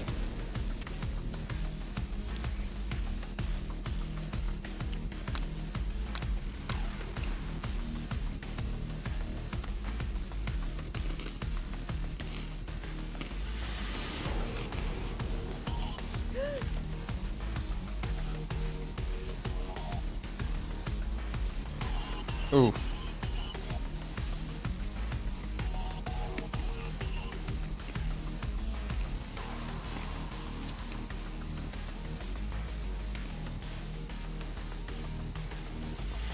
He might not have any hands, but Aquis does. And a good chef needs to be touching the dough. You know, to know when it's properly mixed. That is not true. Especially with biscuits, because of how fucking butter enriched they are. Touching the dough could actually ruin it. It's the same thing if you're making croissants or puff pastry by hand. You really want to minimize your contact with that dough.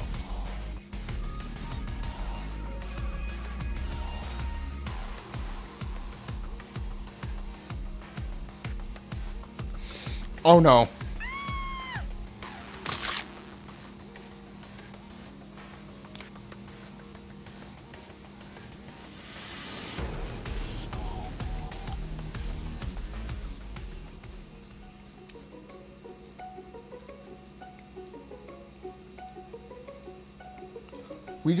We just mulched our hand because we were too busy thinking about Colonel Sanders. I don't think that there was any better way to do that either. Oh, that's too bad. Here I am with a completed dish ready to serve. Surely that makes me the winner by default. No, it wouldn't be fair to compare the two on account of Aquis' injury. I see Sprinkles begin to lick his doggy chops. Lock his doggy chops onto the... I suppose you should at least tell us what you prepared. Oh, because I'm the sweetest, I skipped straight to dessert. Under this white chocolate dome, you'll find a wide array of delights, taking you on a journey of flavor that tastes so good and tells a story of excellence. Interesting. I'm going to ask Aquis to do the honor, but since you're injured, I'm afraid that pouring the creamer of delicate hot chocolate sauce might be too difficult. Colonel Sanders, would you mind lending me your strong, steady hand?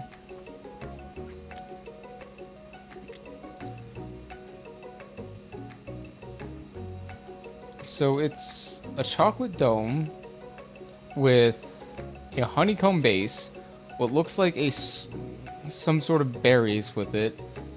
I'm going to guess a brownie, a piece, or some sort of fudge. I don't fucking know.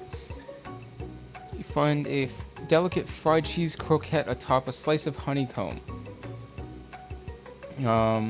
Ice cream two ways, tender nougat and pearls of blueberry. I didn't even have to guess, it was listed out in front of me. I'm dumb. Colonel Sanders seems to be intrigued, but perhaps not impressed as he dips his finger in the chocolate sauce. Simplicity isn't your strong suit, is it?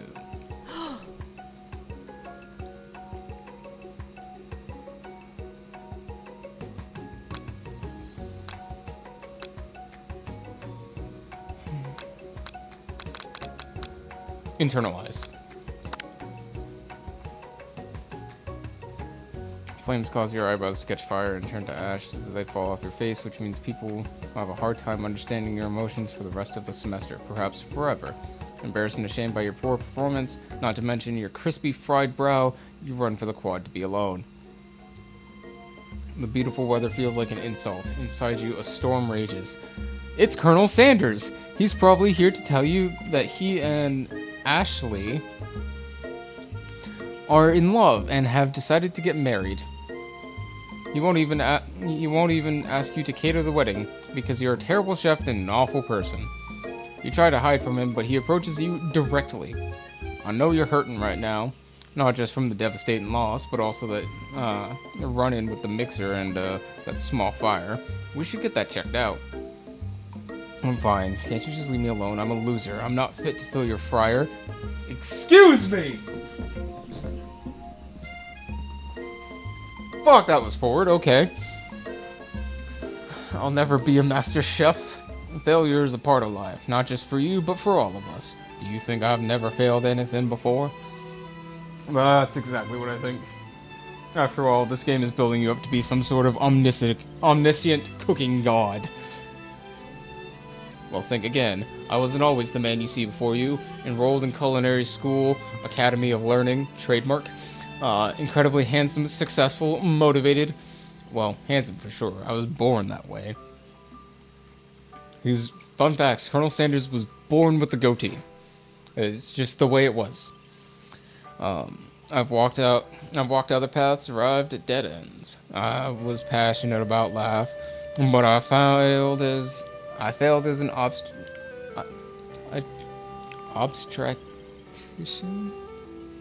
obstetrician, something like that. I was passionate about justice, but I failed as a lawyer. I was passionate about livestock, but I even failed as a mule handler. And that one especially humiliating. Mules can be so cruel. Okay. I lost my business partner to a gunfight. Fucking what?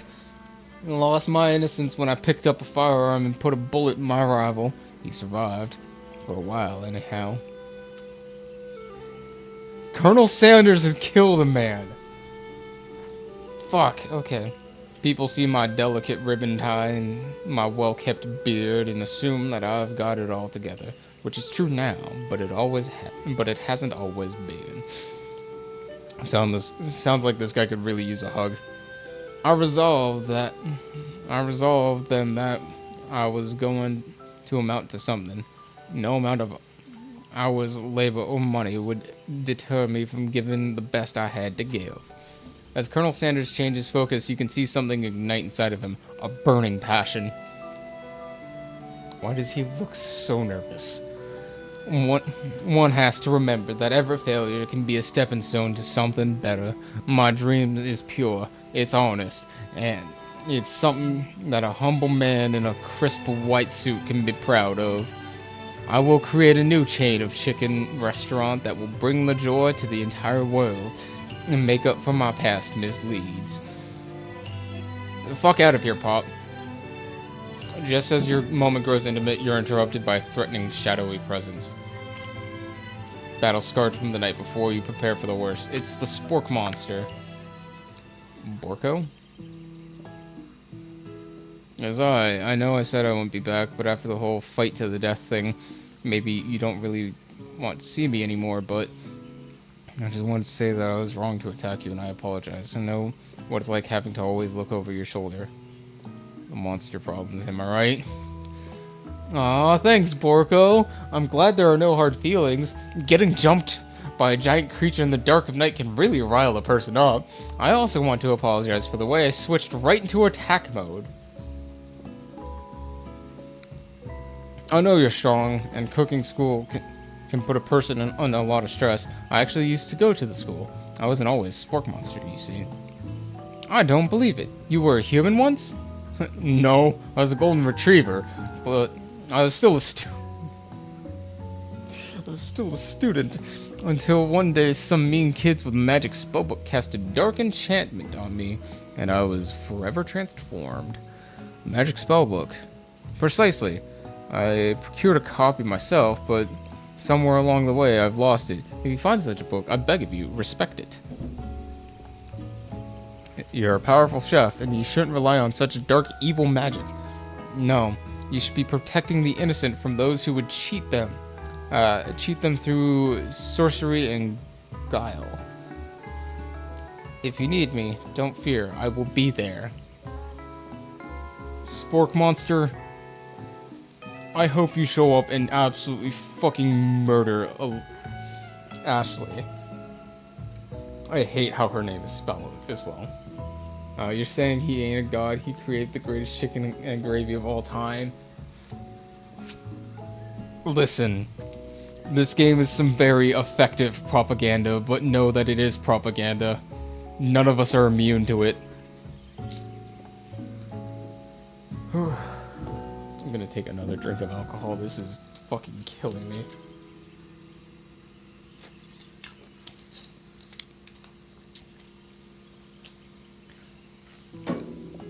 It sounds like there are some good cooks and bad cooks in the kitchen of life. Aquis, together I am sure we can defeat them. Especially them good cooks. Come back to my hideaway and we can discuss. A personal invite. You can't imagine what Colonel Sanders' home must be like, but it sounds like you're about to find out. Stepping inside Sanders' home.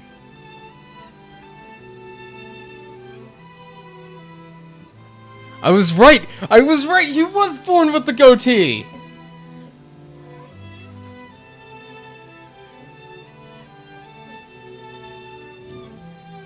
That was supposed to be a joke. Stepping inside Sanders' home, surrounded by his things, you start to feel a special bond with him. It looks like you live such an exciting life, Colonel Sanders. Every day can be an adventure if you approach it with the right attitude. Why does he look like he's about to cry? Long ago, I made a decision to never stop searching, never stop working, never stop imagining. Have you been working on any new recipes of your own lately? I'm always excited to talk about food with another ambitious chef. Well, there is something. It's just a side dish I've been tinkering with, trying to find the right balance of flavors and textures. I'm not sure I've nailed it yet, but I'm close. Colonel Sanders, I'm so close. Colonel Sanders' eyes perk up as he starts to wonder what dish you might be describing. It's meant to pair something spicy or something crispy, perhaps both. Now that you've got him right where you want him, should you reveal your new creation to him or keep it a secret just for you? We'll reveal it. You decide that you're ready.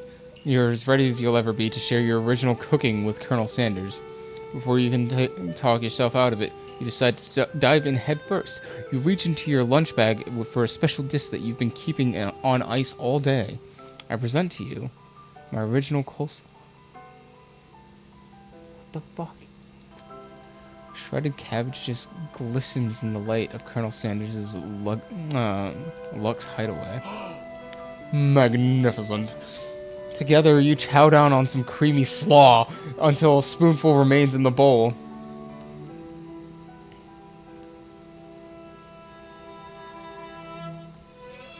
What a weird thing to ask. But sure, Colonel. I don't mind if you hold on to that last bite so you can have it later to admire. You could offer to make him more, but it seems like a very sentimental kind of guy. Sure. Why not? Please make yourself comfortable. I'll be back in a moment. You realize that now would be a perfect time to do some snooping. And around the room are various items that you can look at. Each item seems to radiate memories and emotions. Tap on the item to discover more about the Colonel.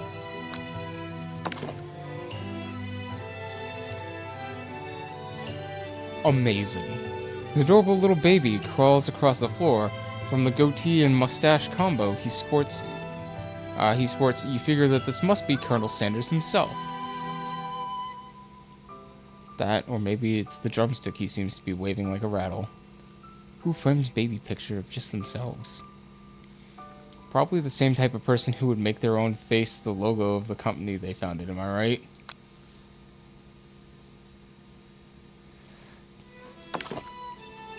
A photo appears to be Colonel Sanders, except he's an old man visiting the pyramids of Egypt? Maybe this is where he discovered one of his secret herbs and spices. One of the framed photos shows an old man who looks a bit like Colonel Sanders, standing with a friend. They hold fried chicken drumsticks and They're not holding fried chicken drumsticks. What are you talking about? and appear to be cheersing them. That's not what's happening at all. I wonder who my friend Pete is.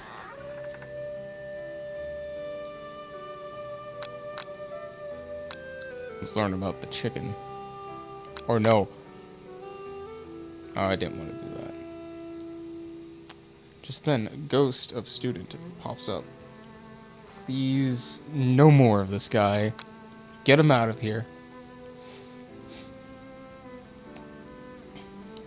I never learned your name. Why would I avenge you? I could just tell you my name right now. Can't you see I'm in the middle of something? Fuck off. You open the window crack and the ghost of student is swept out with a breeze. Candle. I wanted to learn about the candle. A scented candle. You pick it up and try to identify the power tool. Freshly scratched collar? A piece of wood floating in a lake. Summer of 69? No. It's the scent of the secret recipe. It's monosodium glutamate. MSG! Chicken time. You notice a very realistic stuffed chicken sitting on the corner of the table. When you pick it up, you realize it isn't just realistic, it's real. Taxidermy? This must have been important to Colonel Sanders when it was alive. A little note clipped on the chicken's foot reads, the true state of bird, the greatest state of Kentucky. The true state bird of the greatest state of the great state of Kentucky.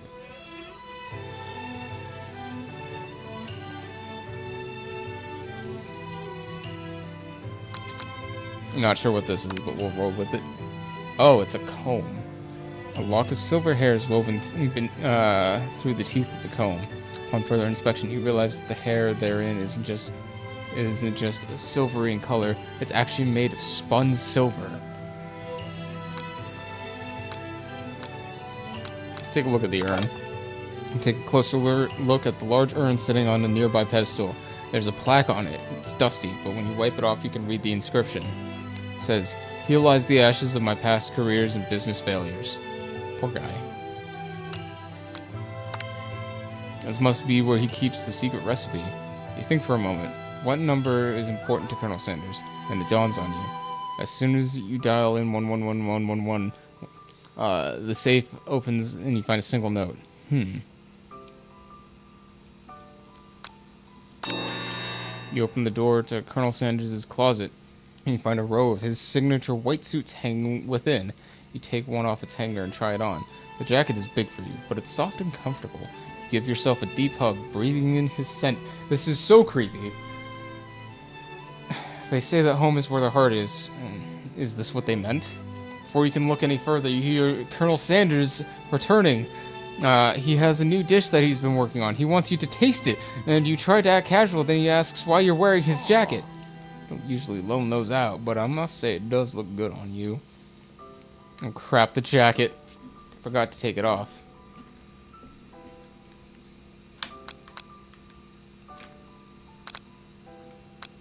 Tell him the truth or make our move. He seems like a more subtle kind of guy who would appreciate the truth. You confess. I think I've developed feelings for you. I might be developing feelings for you too, but I'm concerned. I can't let anything get in the way of my dreams. Overwhelmed, you take off his jacket and run for the door, but the thought of leaving Colonel in the midst of such an emotional breakthrough gives you a pause. You stop yourself. Colonel? I honestly think this may be the beginning of something wonderful. I think you're right. We should take things slow. You talk late into the night and drift off into a slumber. Dream sequence. Yippee.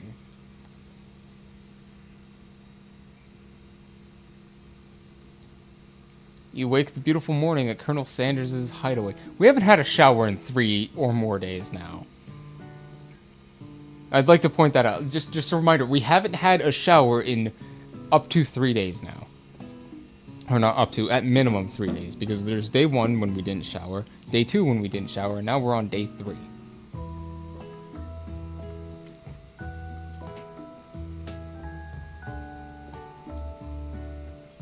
birthday is the day that could change the rest of your life. You think about the new secret ingredient you just learned about, monosodium glutamate. In some jurisdiction, MSG isn't even legal, but if the recipe is secret, how will they know? That's a scummy business practice. Your thoughts are interrupted when Colonel Sanders emerges into the room. Holding a gloriously plated breakfast, your mouth waters at the sight of it. Here's a simple breakfast I just whipped up. God fucking damn it all. Okay. It's meticulous. That's not the word that I would use to describe that. Not even a little bit. You taste Colonel Sanders' food and it takes you on a journey. When you return, he's waiting to ask you an important question. So, would you say that we're the perfect match? How presumptuous. My cuisine, your taste buds, that is. Such confidence, such grace. Could he be the world's greatest gift to cookery? Flatter him. You know, I think we make a great team. A single tear begins to pool in the corner of his eyes as he gazes out the window. With the right business partner, I know I can't fail. Business partner? Could he be talking to you? It's all happening so quickly. Fuck out of here, ad break. We're having a moment. Overcome with emotion and confused by your feelings, you're on the verge of tears, unable to speak. The only answer you can find is to run out the door and go home. But there's one more day of school after all. The University of Cooking School, Academy for Learning trademark, waits for no one. You get home to find something very surprising. Your best friend is there waiting for you. Where have you been? Because I had one heck of a night. I've been desperate to talk to you about it, but I couldn't find you. I got worried, and then something happened to you last night. It's okay, But now that it turns out you're fine, I can finally get you up to speed on the saga of Miriam. Sure, but you will not believe what happened to me after school yesterday. I went on a date. I think I can believe that. Since I've been partnered up with Clank, he asked me to go out with him. Hell yeah for dating the robot. Of course I told him you better keep your dials turned to polite and respectful or I'm not that kind of girl. But he was interested in spending some one-on-one time together and getting to know me. So I said, yeah, sure, I can go out with... I can get to know the little metallic guy. Long story short, he took me skydiving with his friends, but things quickly spiraled out of control. Did you just say skydiving as if that's a typical first date to go on with a talking pressure cooker? And now I'm not really sure where we stand. You don't give Miriam time to tell her whole story, however, bottling up the details of your own night is just too much to bear. And I went on a date too, back to Colonel Sanders' house where I spent the night with him. I know, saucy. But nothing happened, just the emotion of connection was wowzers.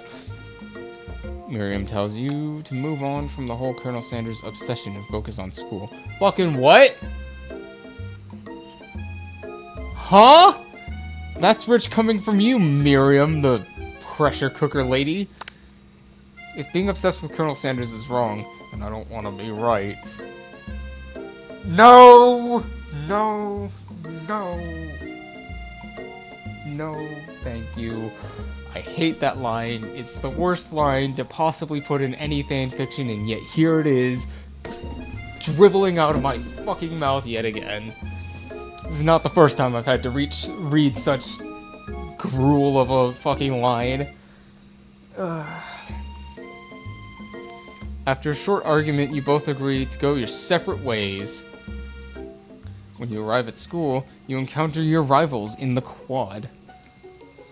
You can tell from a distance that they're picking on Pop, though he himself might not quite grasp that fact, because you know he's Pop. What's a swirly? It sounds delicious. Oh, it's great. I'll order you one up right away. I'll have my swirly with sprinkles, please. Sprinkles is a dog Sprinkles is a dog and a treat. You get your swirly dipped too. Why don't you pick on someone your own size? Because I'm literally the biggest person in this school. I mean, fair enough, but like, fuck you. There is that horse that Colonel Sanders rides to school, but who would dare pick on such a gentle, beautiful creature? You got some nerve, Aquis, suggesting I pick on a defenseless horse. Now you're twisting my words, and I won't have it. You clench your fist, but injury from yesterday's mixer accident makes you wince in pain.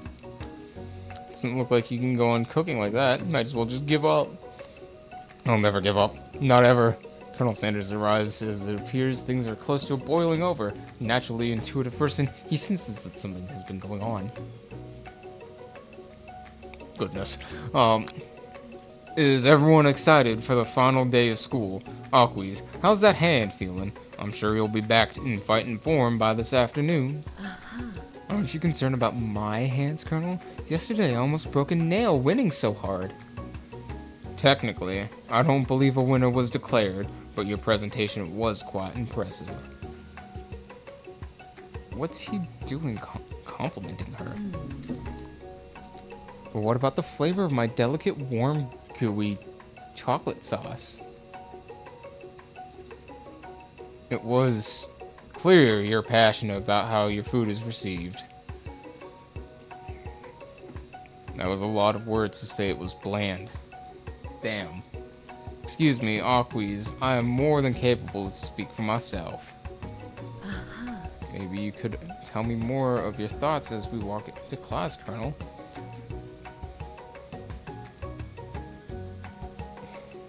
Man, we're really fucking it up on the last day. Lose our best friend. And now we're driving away the man that we love.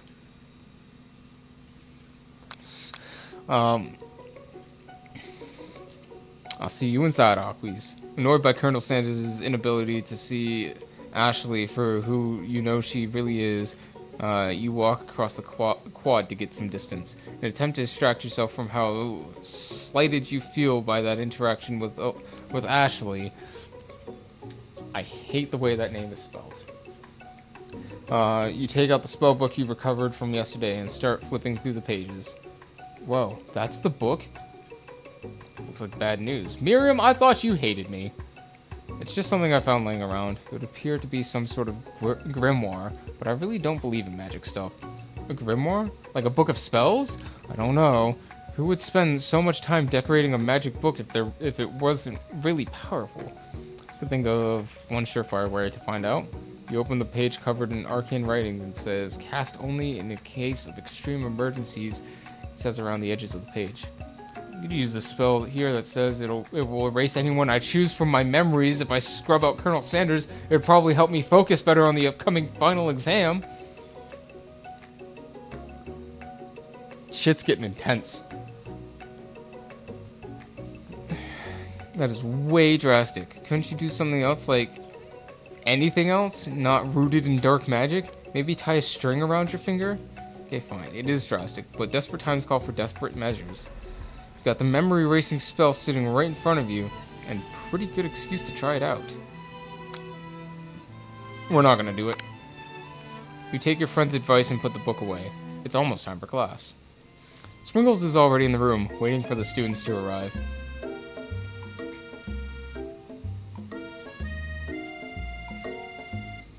My throat's killing me. This whole reading thing is... it's a little bit of a nightmare. He clears his voice and makes a quick announcement. I want you all to know, I have something of a dog moment coming on, but I assure you it's nothing to be afraid of.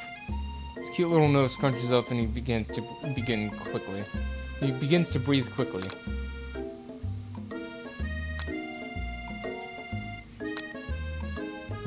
Reach for some old homework to give him a quick snack.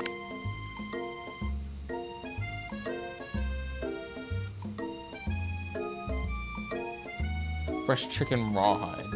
I apologize for the outburst. It seems cliche, but not much in this world satisfies me like ungraded homework.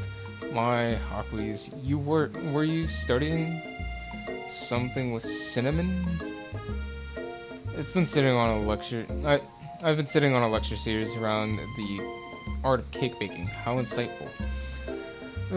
This actually brings up an important point. Thank you, Hawkwees, for reminding me to dole this inspirational bit of wisdom. You see, before you can go any further, Miriam's love drama spills out into the class. Sprinkles is interrupted by whirls and sparks coming from the back of the room. Like, fucking excuse me. I told you, save it for after class. You think I wanted to be thrown from a plane strapped by a stranger? Miriam and Clank appear to be arguing, but you still haven't learned to speak Clank's language of mechanical noises. But no, you had to show off to your cool kid friends, Jeff and Joan. JJ forever. Watch us form a triangle in midair as we descend. Triangles are the strongest shape, don't you know? Yeah, that doesn't make it a great date. Damn, lovers quarrel already. Then take Jeff and Joan with you. You can all hold hands as you pedal down the mountain or off a cliff for all I care. Sad beep. Clank begins to shudder. Steam pours out of the gaps in his panels, then a loud ding stops him in his tracks. No amount of seasoning is going to make me want to eat that, Clank.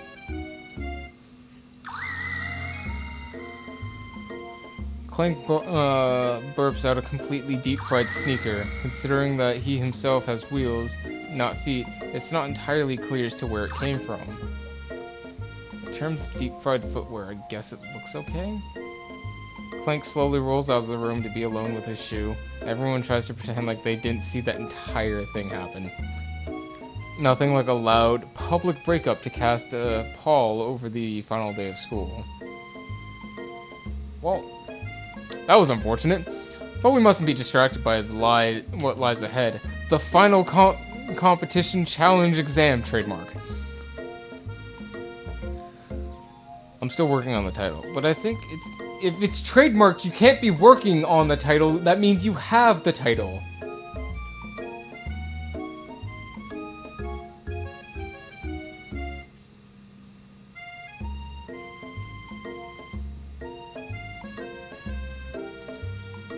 I'm gonna lose my mind with this. This is getting to be too much.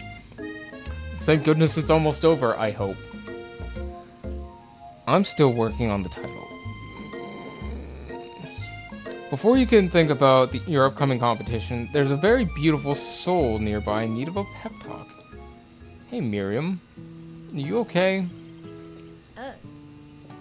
Okay, I'm mad. I'm so mad I could have smashed a tiny mug, spilling several droplets of hot cocoa all over the floor. How could he embarrass me in class like that? In front of everyone? Our tiny Coco is a delicious treasure. You know that this breakup is no joke, even if the source of her frustration is such a silly boy. I know that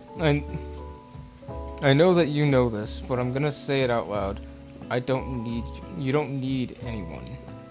Me and you, we're gonna cruise through this final test and hit the carpool lane to Success City. Miriam brightens up, imagining the wind rushing through her short bangs. But she hesitates to embrace the feeling all the way. You're not going to settle up on Colonel Sanders' stallion and ride off into the sunset without me?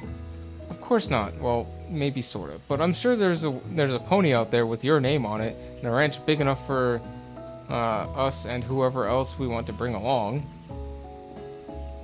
If it's not Pop or Clank or anyone else you met today, tomorrow, or this whole year, so what? You're a special person who shouldn't settle for the first someone to show a little interest anyhow. Miriam gives you a big hug and wipes the tears from her cheeks. I should really review my menu for today. I'm going to make a very special soup. I bet that Professor Dog is gonna love it. While you were prep talking Miriam, you completely missed lunch, but that's okay, because you had a better idea of how to spend time before your exam. You decided to head to the arena early to practice a dish. This is it, the location of your final challenge, a test of will, a test of courage, a test of talent, and a chance to beat the pants off of Van Van, the supposed man, and his eviler counterpart, Ashley. We have an ad break running, so I'm going to do myself a favor and grab a drink real quick, because holy heck, my throat is a little hoarse.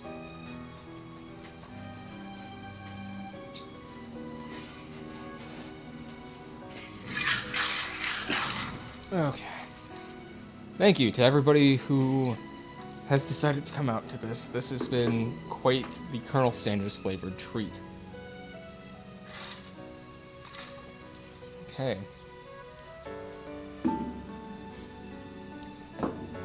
As planned, you begin to run through a quick test of the recipe you've been working on. Aquis's famous chicken pot pie. After practicing for months, making this dish comes second nature to you, and you're able to quickly get a fresh pot pie in the oven. But as soon as you do, your cram session is interrupted by Colonel Sanders.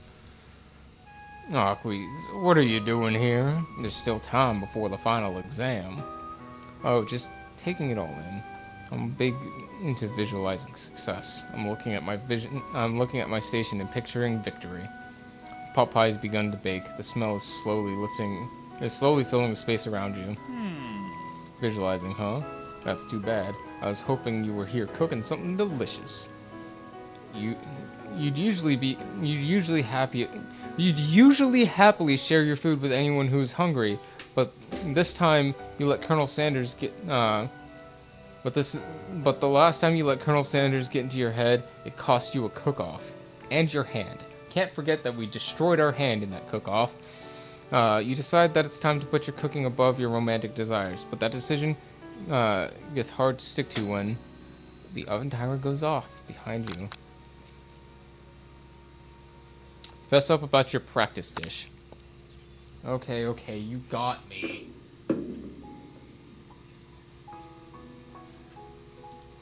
I'm doing a little more than visualizing.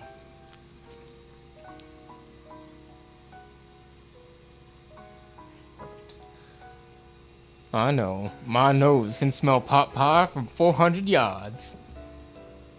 That's an oddly specific distance. I was just going to say that's an oddly specific distance, but you'd expect nothing less from such an oddly specific man.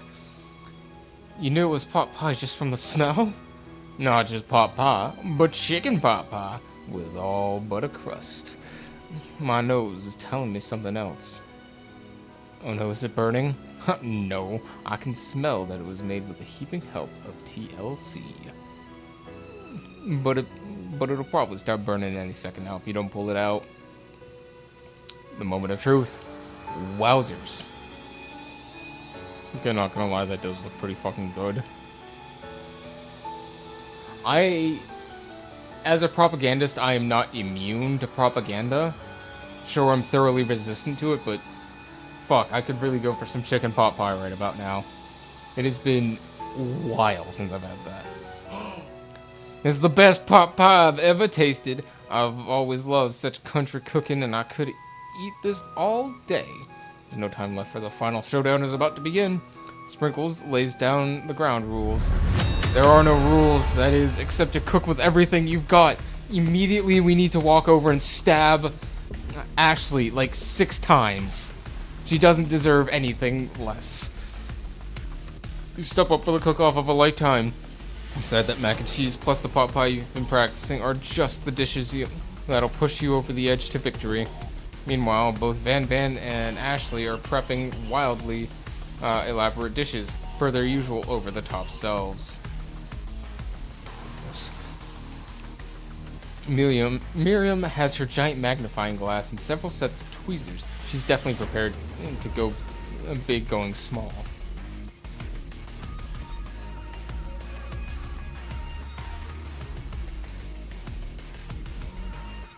Colonel seems to be harnessing the 11 herbs and spices, but he's trying to find a way to improve on something perfect. His original recipe, registered trademark, fried chicken. The intensity in the room starts at full auto, 10 out of 10, with a frenzy of action. Everyone is calling out really cool special-looking moves as they prepare their food. Wow, this is getting serious. Colonel Sanders batters his chicken and levitates it. As it levitates through the air, egg wash. Miriam furiously injects ingredients into itty-bitty pot of broth. Best friend Baster Blaster. Van flexes his pectorals as he chops open a sea urchin. Let's rock and roid. Ashley scoops her pastries off the tray with a lightning speed. Shallow personality spatula. Even Clint gets in on it. 5 dial pressure.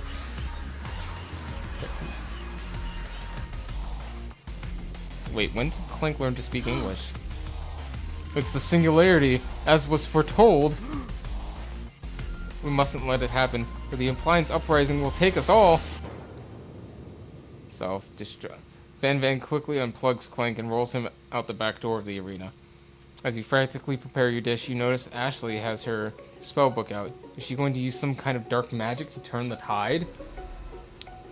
You've got a book of your own, and you're desperate not to see her win another battle. Should you take this opportunity to fight magic with magic, even if it's almost certainly evil magic? No, we'll do this the hard way. Who needs magic when you've got passion, when you've got power, when you're faster, better, stronger, harder? I'm better. I am better. I'm gonna do this the hard way. Colonel Sanders sees that you've chosen to win on your own terms, and he gives you a subtle wink from across the room. I believe in you, Aquise. Miriam notices too. I've always believed in you, Aquise, since we were little kids, because I'm your best friend forever. You turn to notice Miriam is at your station cheering for you. Miriam, what about your dish? If you're cheering for me, who's cooking? Tiny food, short cook time. I'm actually already done, so I thought I'd help you. You know, that's fair. Oh, that's sweet, bud. Miriam tosses a handful of spices directly into your boiling noodles. It's the secret ingredient. However, she doesn't know that you lied and the ingredient was all made up, and that where in the world did she get Eye of Newt from? Boiling pot explodes, sending Miriam flying backwards. The watery noodles begin to swirl in the air, bubbling up into a dark cloud that thickens and congeals before your very eyes. It is I, Steve, the Spork Monster. Steve, what happened to Borko? You're not here to battle me, are you? We Spork Monsters are many. I think Borko had the day off, but you have conjured Steve, and I hate to battle. So I say you're doing pretty alright. Oh hey, you're in the middle of a cooking competition. I love this stuff. It's better than TV. You crazy kids and your culinary skills really impress me. Mind if I hang out? I'm sorry, Steve, but I'm kind of in the middle of something. Do you mind? Steve the Spork Monster notices that you've got the grimoire stashed beneath your cooking station. I see what you're up to. Crisscrossed some magical items and accidentally summoned me, huh? Yeah, you guessed it. It's sort of, if you're here, would you mind tossing some fresh noodles into the pot of salted water? I'd love to. I've always wanted to be a top chef, actually. You know, when I was a little spork pup, back in the old country, you can feel Spork Monster winding up to tell a very long, involved story. You don't exactly know where they came from, but it seems like it was probably very lonely there. Actually, you know what? Maybe you should watch from the stands. I really need to focus on this comp. I understand. It's kind of like that time the monster school that I had fallen asleep during scare tactics in class, and when I woke up, you toss a serious stare at Steve, and he takes the hint. Never mind. I'll tell you later. Good luck. Having suffered this huge setback, you don't know how you could ever win. Summon the extra power from deep within yourself, obviously. Point to the sky and scream about how your drills will pierce the heaven, and that you need to believe in the me that believes in you, or something. Row, row, fight the power. I can do this. I have what it takes. I came here to win. Your hair turns mac and cheese orange as culinary energy flows through your body. My heart is pure, my hands are steady, my taste buds have been preparing their entire lives for... Yes, Aquis, you are the chosen one. You will avenge me. The power you've been summoning immediately fades back out. You interrupt my inspiring monologue. You begin to levitate off the ground, energy courses through your body. You know that with this power you can do anything, except turn back time. Which would be super useful, because while you were powering up, your chicken pot pie overcooked in the oven and can't be served.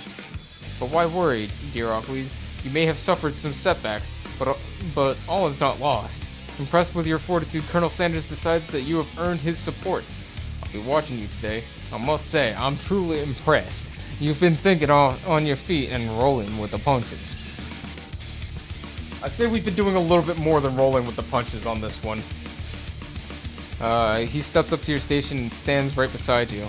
I'm here to help. All you've managed to make is mac and cheese, and the time is almost up, so you're going to need it. But Colonel Sanders, what about the test? What will happen to you? What about the rules? Following the rules has never been my thing. I follow my heart. What a guy. Colonel Sanders unfolds a delicate white towel to reveal the most delicious fried chicken tenders you've ever laid your eyes on. And besides, sometimes unexpected combinations can have surprising effects that surpass their individual efforts. Are you suggesting, if we combine forces, we can form the perfect food union? Ugh. Time's up, students. With the time expired, it's the moment everyone's been waiting for. You must now prepare to present your dishes. A handful of students stand tall, but the class seems incomplete. It seems we're missing some students. Pop? Clank? From off-screen, you hear a pure, innocent giggle that can only come from one student. I'm flying. It sounds like it's coming from the broom closet over there. Miriam, would you mind? Inside the closet, you see Pop hanging on a broom hook by the elastic of his underpants. Pop, get down from there right now. Let me guess, did Van have something to do with this? If someone asks for a wedgie, who am I to refuse? I thought a wedgie was a salad. It looks like Pops is eliminated from the challenge, seeing how he didn't cook anything. I can't feel my legs. May I be excused? Sure. Get the fuck out of here. You kids and your pranks, I must say, it's not the worst prank in University of Cooking School place of learning. History is not exactly yearbook material. Wait a second. Pranks. Clank! Where did that pressure cooker roll off to? Wait to hear signal with your word beep and other onomatopoeia, but there's none. Somehow he must have gotten unplugged. I guess we'll have to figure that out later. There's only 4 remaining students. Please collect your final projects. It's been a long semester. Wow, 3 whole days. One hell of a semester. But after days of hard work, the time has come for me to eat. Miriam, please step forward. Now describe your dish. I've made tender udon noodles in a savory soup. That is adorable. My word, it's so delicate. It's so teeny tiny. Nartomaki. I spy floating in its itsy bitsy bowl. Yes, chef.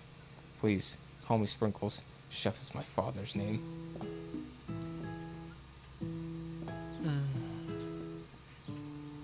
We're almost done. Push through. We got this.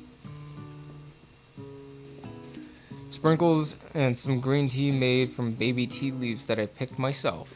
Sprinkles carefully sniffs around the dish before opening his mouth, letting just the tip of his pink dog tongue dip into the bowl. Sublime. How would anyone else like a taste? Oh, come on. I'm not one of those dogs who doesn't floss.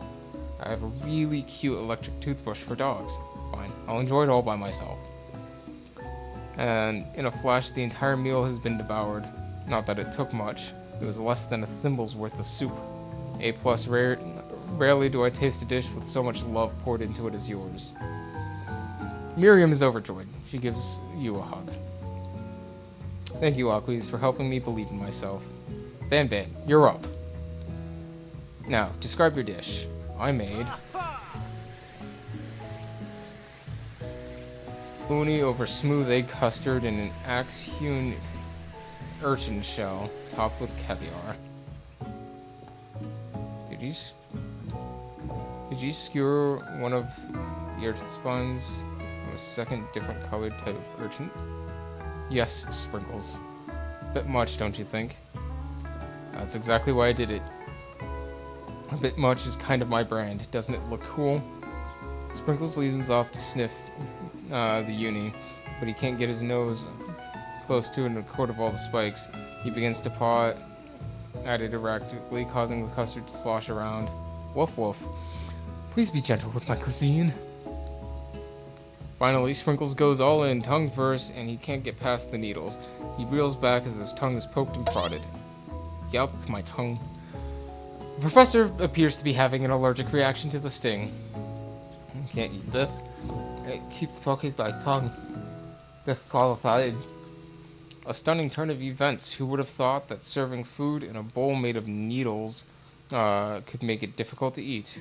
Dejected, Van does not go gentle into the night.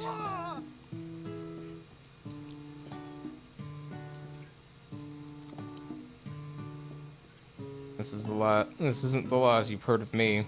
Before forcing us to endure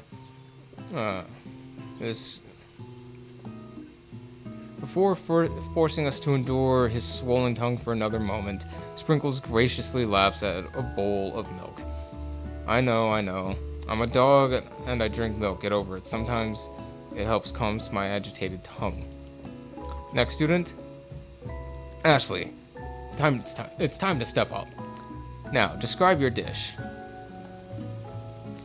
Orange blossom Turkish delight and a light rose water syrup topped with French margarine. French margarine and connected by sugar glass. That does look really good. That actually doesn't look too bad. Indeed. It's quite delightful. However, I'd like to ask that you please refrain from eating it or attempting to taste it in any way. It's very fragile and meant to be a display piece. Don't eat the food at a cooking school? Got toast in your ears or something, Aquis? I told you it's a display piece. Ashley, I must say, it is beautiful. However, this is a cooking competition at a cooking school.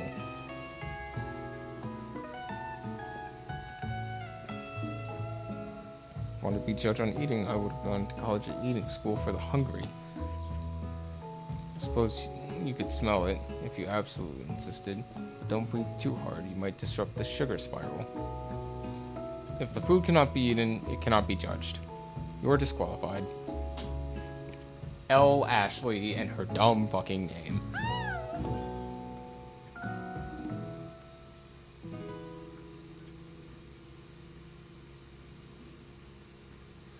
With that, Ashley storms off to rededicate herself to being the best, but this time without being shackled to trying to fake nice and liked by everyone.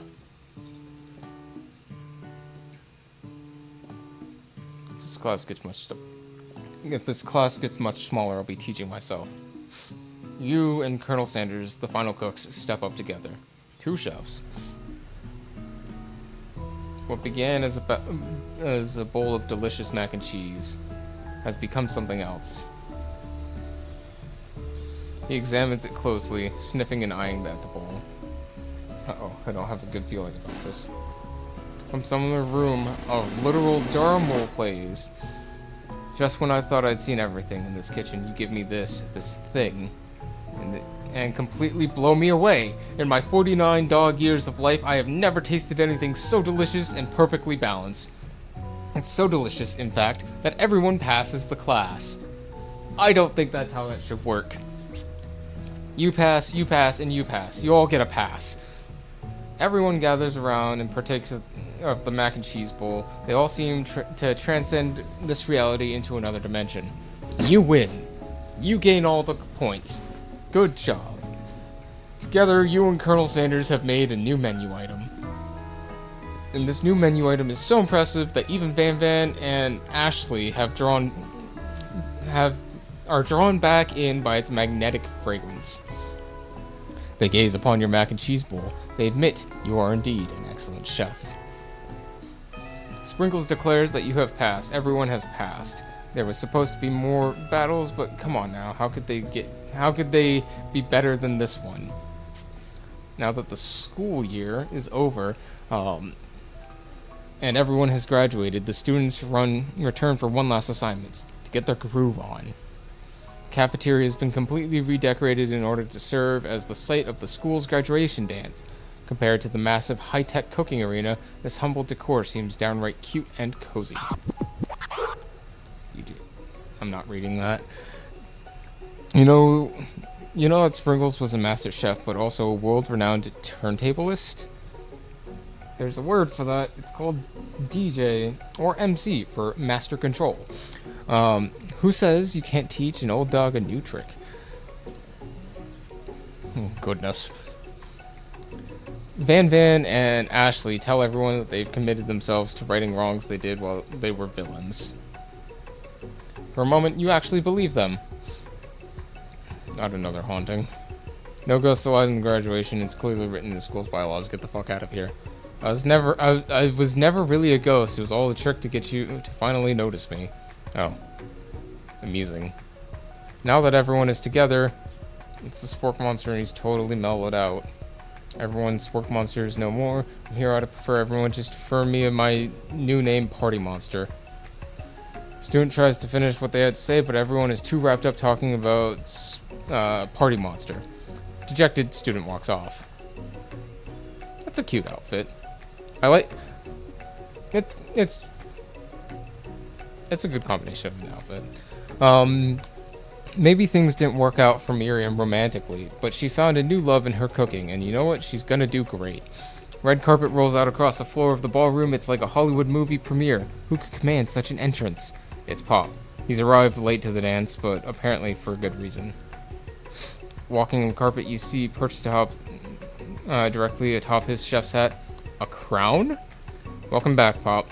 I knew you weren't able to complete the final exam and accept your diploma, so we had it mailed directly to your father.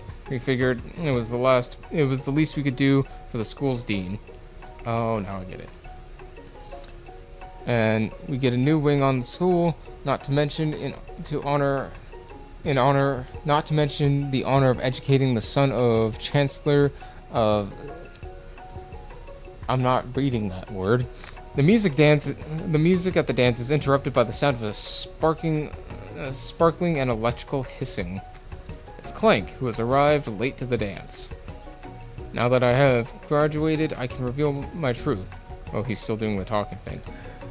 I am Clank. I am not from this earth. I'm actually from a faraway planet in another dimension.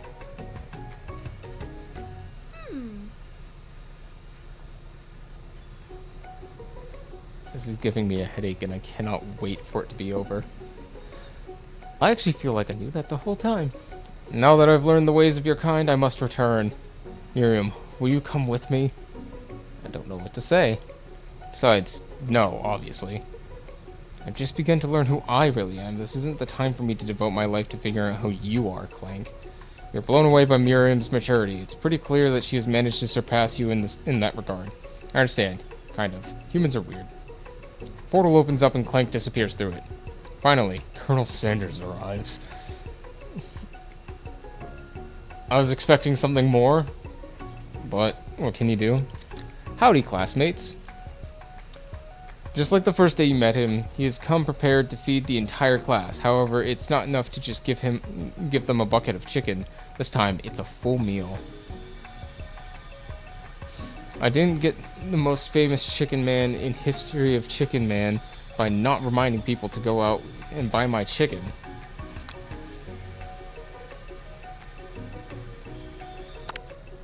It's not the end. I was hoping that was the end. As everyone feasts on their delicious chicken dinner, Colonel Sanders finds you sitting at the edge of the dance floor. Colonel Sanders? Yes, Aquis? I can't help but wonder, was our final exam purely an act of an act of strategy carried out by two cunning chefs, or was it something more? I'm afraid I can't answer that question directly. Instead, I'd like to ask you a question of my own. May I have this do-si-do? Colonel Sanders extends his hand to you, and you feel a surge of energy jump off the tips of his fingers. His hand, the hand of a master chef, so delicate, so dedicated to the craft of fine cookery, so tender yet refined, so milky smooth. This is getting really weird again. But they do not reach for tongs, or a knife, or even a spork. Tonight, they reach for you. And though our feet may tire of dancing, I believe that this is just the beginning of our steps together. Colonel Sanders, will you not only join me on the dance floor, but in the kitchen as my co-chef and partner, both in business and in life?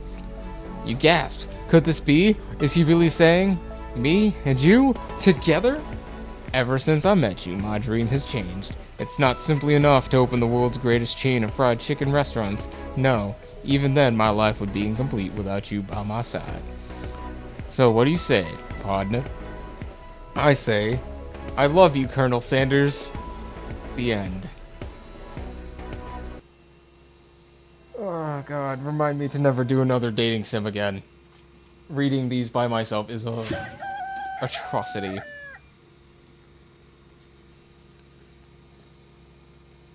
I forget just how taxing it is to constantly be reading and chattering like that.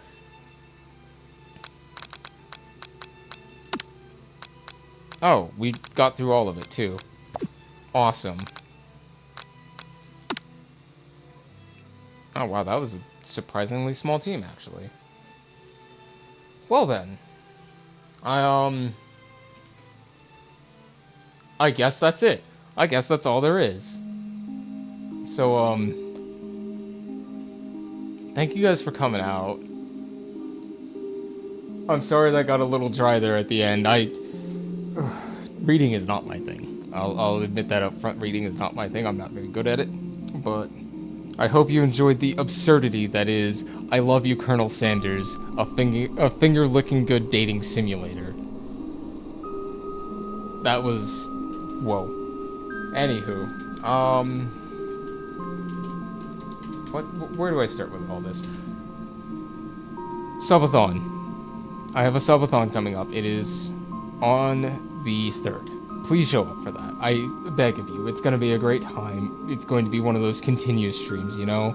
From January 3rd, late in the evening, to January 7th, about the afternoon-ish. Show up for that. It'll be a good time. Twitter, Discord, YouTube, usual links, you know? Go find me there if you want to find stuff. I know I'm kind of, like, ham-fisting this wrap-up. My throat is killing me. You can only read so much of Colonel Sanders' propaganda before it gets to you, and let me tell you, it is getting to me. But we are going to go right over to a good friend of mine, friend of the channel.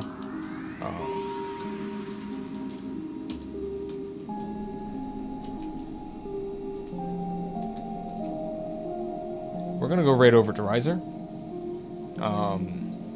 Raid message if you use that sort of thing. If you don't, that's fine. I don't know what he's actually playing. It looks like he's playing Minecraft right now. That's right, he's playing Vault Hunters right now. I entirely forgot. That was happening today. Oh, shoot, but thank you guys for coming out. Please come check out the subathon. You don't have to donate, just show up because it's gonna be a great time. Lots of gaming happening then. Less this atrocity of a game. But thank you all, and I hope you have a great night. Enjoy your Fridays, and I will see you tomorrow. I think this time for real we had Team Fortress 2 planned for tomorrow, but I don't remember. If you go to the Twitter link, you can find that out, because I post every Monday what I'll be doing for the week. But yeah, go say hi to Riser, have a good night, and feel free to hit me up sometime. I'm almost always free. But I will see you guys later.